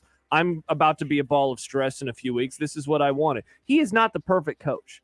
Not at all. But, man, he has put together a really good, mentally and physically tough football team. What more do you want from the guy? Beyond winning the Super Bowl, please, Mike McCarthy, deliver. I don't think he doesn't know what he's doing. I don't think he's a particularly good football coach. I Yeah. think he's done a better job of surrounding himself with other good football coaches, which is, a level of self-awareness a lot of us don't have. That's true. Robbie, Yes. what's on the Christmas menu this year? Lamb. Josh, Nick, you can answer too if you want. is that the menu? Just lamb? Yes, You're like Damon Benning, just meat? Yeah, no, there's gonna be lamb. There's gonna be multiple forms of potatoes. Hell yes. There's gonna be, I Hell believe, a hash brown casserole, a au gratin potato, I believe. Au gratin? And also a garlic mashed potato, which is phenomenal. Now you're speaking my language. And then there's gonna be a charcuterie board. Oh, cheese guy. And old stale bread. I'm mostly meat and cheese there. Okay, cool. And then also my dad makes like the best chai in the world. And so we're going to have best CHI? Yes. Health Center? Chi? AI. Our coworker? CHAI. Chai. It's a drink. Tea? Yeah, chai tea. Okay. Latte? Chai tea's good. No. Never had it. But he makes very good chai at home. And so we're going to have that for drinks and whatnot. It's going to be good. That sounds lovely. I know on Christmas Eve we are having crab legs and prime rib. Ooh, That'll surf be and turf. Surf and indeed. Mr. 1%. Hey, I'm buying some of the food. I don't know what that. But the bread? No, I'm buying. Hey-o. I'm buying some of the prime rib. We're hosting, so we're buying everything. I Wow, think. look at you. We're also gonna the GF. She's making some sort of a garlic mashed potato. Terrific. If I remember right. Terrific. And then as we've discussed, Christmas Day is soup. It's a tough take. I'm gonna text you on Christmas Day. I'm like, Merry Christmas. Here's a picture of my. Do you want to soup. like come over to my house on Christmas and have actual food? Can I? Probably. In the morning, we'll do some sort of like a cinnamon roll situation. Hopefully, not soup. Not soup. That'll be. Maybe I'll just eat a ton of that, so I'll be really, really Just full. eat so many cinnamon rolls. Hopefully, I can talk my mom into making some bacon or something like that. And then I don't know what we're doing on Christmas night because we're doing everything so early this year with my mom's family. We're gonna have like all this free time, and I mean, I don't know if an NBA game will be on. Probably not. There'll be some football, hopefully, that hasn't gotten It'll be delayed. an NBA game on. It just won't be NBA players Just in it. the one, yeah. Hey, look, Creighton is randomly in the NBA now. It's Joe Johnson. Hey, Shaq is back. What? Actually, Joe Johnson I is saw back that. in the NBA. Incredible. And then I don't know what we're doing on Sunday. I know we're hanging out with her fam. I don't know what the menu items are though. Yeah. So there you go. We're That's our doing a Christmas dinner, so it's our evening portion. Nick, are you eating? Yeah. What are you gonna have? Probably will Probably have food. ham and stuff. Ham and stuff. A $1,200 Christmas stuff. sniffed Ooh. ham. No. Unsniffed ham? Ugh. Yeah, it's on What Sniff. are you? How can you even eat that? You peasant. How can you Unsniffed even ham. digest unsniffed ham? Right. Think about what it's gonna do to your tum tum. I think I would involuntarily spit it out of my mouth. I couldn't Take a handle it. bite. Is this unsniffed ham? You swine. Nick, you need to say that. You need to say that to your family. And I need Is you to this set up ham This unsniffed? do a video. Yeah, of I it need and you to tweet it I out. need you to tape it or record it. Well, that's staged, and I don't do staged No, things. you're not staging it. You're just recording a thing that's happening live. Man. Like sports aren't staged, but they're happening live and you watch them. See what I'm saying there? Also, Travis says, "Are you even a Zoomer if you don't have an iPhone?" Yeah, Nick is. I don't know. He's got weird There's takes. plenty of Zoomers who also have Android. Yeah. Imagine not having the blue texts. Yeah, it's rough. Yeah. Don't love. Do not like. I can change the color of my messages. Cool, Nick. I have them teal right now. Fun. Yeah, they're always green to me though. Yep. Which is gross. Disgusting. Uh-huh. All right. When we come back, we'll wrap up the show. We will say goodbye to Ravi until tomorrow when he's a guest. And the co-host of Great Athletics And the Hour. host of Great Athletics Hour. But as a co-host. But as the co-host for the week of this program. I'll say goodbye to you for the last time as a co-host this year. Sounds tomorrow I'll say goodbye for the last time this year. And I'll remind you like I remind all of our guys. Hey, this Talk to you next this year. is my last time. Get it? And we'll do Bet of the Day as well on 1620 The Zone. Live from the Host Coffee Studio, this is 1620 The Zone. From farm to city, Sid Dillon Chevrolet has your next vehicle covered. Shop our 4 area Chevy dealerships or visit us at SidDillonChevy.com. You are what drives us, Sid Dillon. Chevy, find new roads. Hi guys, it's Andrew with Brookside Medical Clinic. Are you struggling with erectile dysfunction and sick of the pills? Well, we have a major medical advancement that has helped thousands of men. The WAVE technology at Brookside Medical was tested by Cambridge University and the Cleveland Clinic, and the results are in. It's proven to increase blood flow by repairing blood vessels. No pills and no side effects. If you're ready to put a stop to your ED by treating the root cause, call us now, and not only will the assessment and blood flow ultrasound be free, we'll also include something unique that produces immediate results in the bedroom. I don't think I've ever seen it fail. This is a $600 value, free to those that call in the next 2 minutes. 402-671-7777. That's 402-671-7777. Guys, put a stop to your erectile dysfunction and get your love life back. Call Brookside Medical Clinic now to qualify. 402-671-7777. If you like betting football, then it's time you join the Elite Sportsbook Football Bet Club. On select days in December, if you bet $25 on any football offering, Elite Sportsbook will give you an easy $5 free bet back. It's literally that easy. Plus, new signups can take advantage of their first bet being risk-free up to $500. Download the app today and play your game with Elite Sportsbook. Valid only in Iowa. Must be 21. Gambling a problem? Call 1-800-BETS-OFF. Guys, let's face it. Most of us were not designed for Christmas shopping. Hearth Cigars and Pipes Lounge understands. They're here to give you a place where you can take a break by placing yourself in a relaxing leather chair with a premium cigar or a pipe and a soothing adult beverage. One might also take advantage of 15% off pipes and accessories, plus cigar accessories and all humidors. You know, for your cigar and pipe brethren, because that's not really Christmas shopping, is it? Hearth Cigars and Pipes Lounge, just off I-680 at 48th Street, next to Cubby's. At Union Bank, people don't have your money. Your money has people. First home people, investment people, people who answer the phone and your chats, dream car people, dream retirement people, driving your dream car in your dream retirement people, small business people, credit card people, and all the other people you need. At Union Bank, our people help you do more than you dreamed possible. So stop in and say hello. We can't wait to see you. Union Bank and Trust. Member FDIC. Taste the tradition. And do you know who's traditionally good when it comes to taste? Rotella's Bakery. Right as the fall's getting started, football is ramped up. You're thinking food and tailgating. You know what would go great with those brats, those burgers, those cheeseburgers? A nice Rotella bun. The quality, the ingredients, tremendous. When you've done business for over 100 years, you know that you're good at what you do. That's Rotella's Bakery. And remember, you're going to get a little Rotella's every week as they sponsor our Keys to the Game and Big Red Overreaction. Everyone for Omaha as the Omaha Mavericks men's and women's basketball teams hit the court at Baxter Arena. It's fun for the whole family. Get your season tickets now at omavs.com/tix. Get out and support your Mavericks this season at Baxter Arena. Take in some basketball.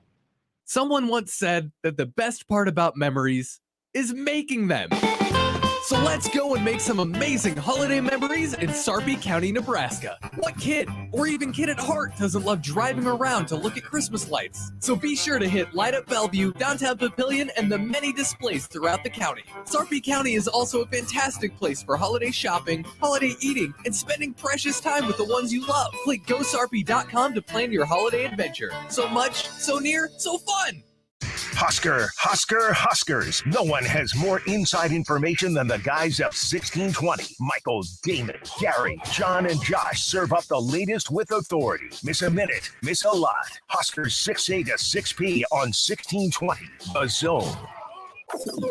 This is Unsportsmanlike Conduct with John Bishop and Josh Peterson. I mean, they pounded. The 1620. The Zone. And you know why I'm laughing, don't you? Now, it's time for the Unsportsmanlike Conduct Bet of the Day.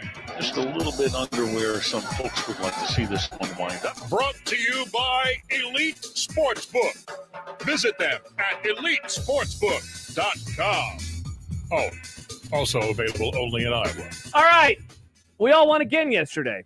Now, mine was a little dicey because I had an Eagles-Rams parlay, and they were looking like garbage and doo-doo at various points. Nick had the Eagles just straight up on the money line. That was looking bad for a time being. But Ravi had Villanova minus 5.5. They were down 10 at one point in that game, so it was a little dicey as well. Surprised you. I didn't watch any college basketball last night, given that there was National Football League action. Also, it was his girlfriend's birthday, so we were going out to dinner. How dare you?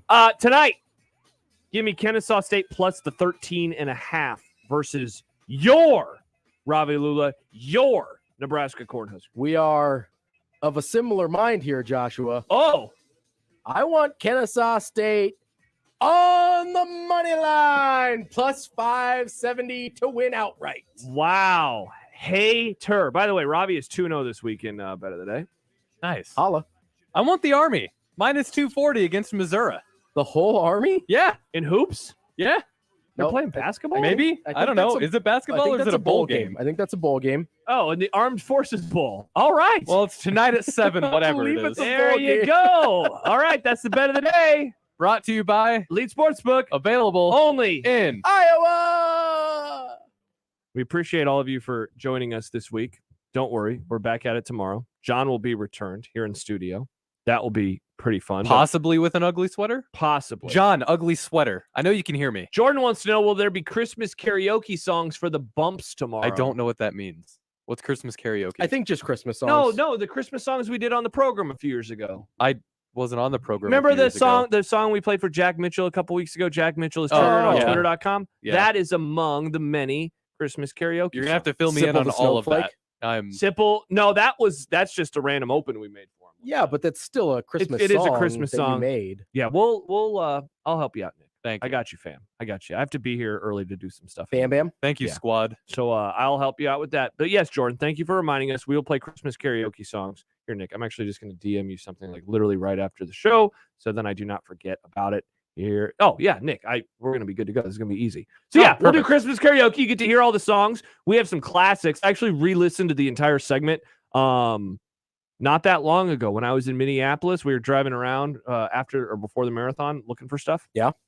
I'm not looking for stuff to do, just like looking for stuff. And the girlfriend's, her sister, younger sister, had never heard this segment before. So, like, hey, let's listen to it because it's really stupid. Man, is it stupid. Man, is it funny as well. So, yeah, we'll have that.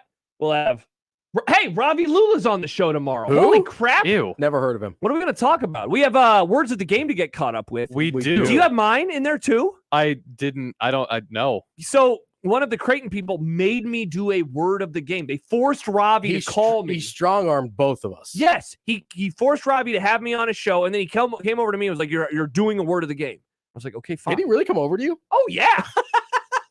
Give me a general idea of where you did it, then I can try to dig it up, I guess. Honestly, Dan marked it.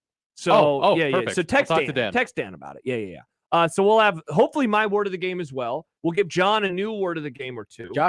John has 3, right? That's right. Yeah, he had 3 words of the game that he had to get into. So we'll have that. Robin Washut will stop by. Maybe we'll talk about Kennesaw State pulling off the upset and Ravi Lula winning a nice making bank chunk of change on the bet of the day. Plus, it's my last show of the year. This means, like, Nick, I don't know if you know this, I get kind of emotional in the last show of the year. I say thank you to my coworkers about how much they've meant to me over the course of the year. What a nice man he is. Why do you save it for the end of the year? Why can't you just compliment me throughout the year? Well, I do compliment because you. then it would go straight to your head, Nick. I compliment you a lot, Nick, but also like I'm not famous. I'm not going to be like I really I'm not going to every day. I don't want to say, Nick, I really appreciate my time working with you. It would get weird. Yeah, I don't want to do that. Like it's like something weird if you make it weird. Also, he would make it weird. It's One Beer Friday, Thursday edition for yours truly. I don't care. Just drinking some beers. Oh, heck yeah. Let's do it. Yeah, it's One Beer Friday. I'll drink. On a Thursday. Nick will drink. John will drink.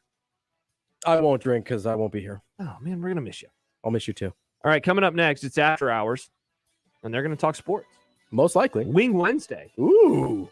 Yeah. I like wings. With a new sponsor. I like sponsors. Heck yeah, we love all those things. We'll talk to you tomorrow. Goodbye.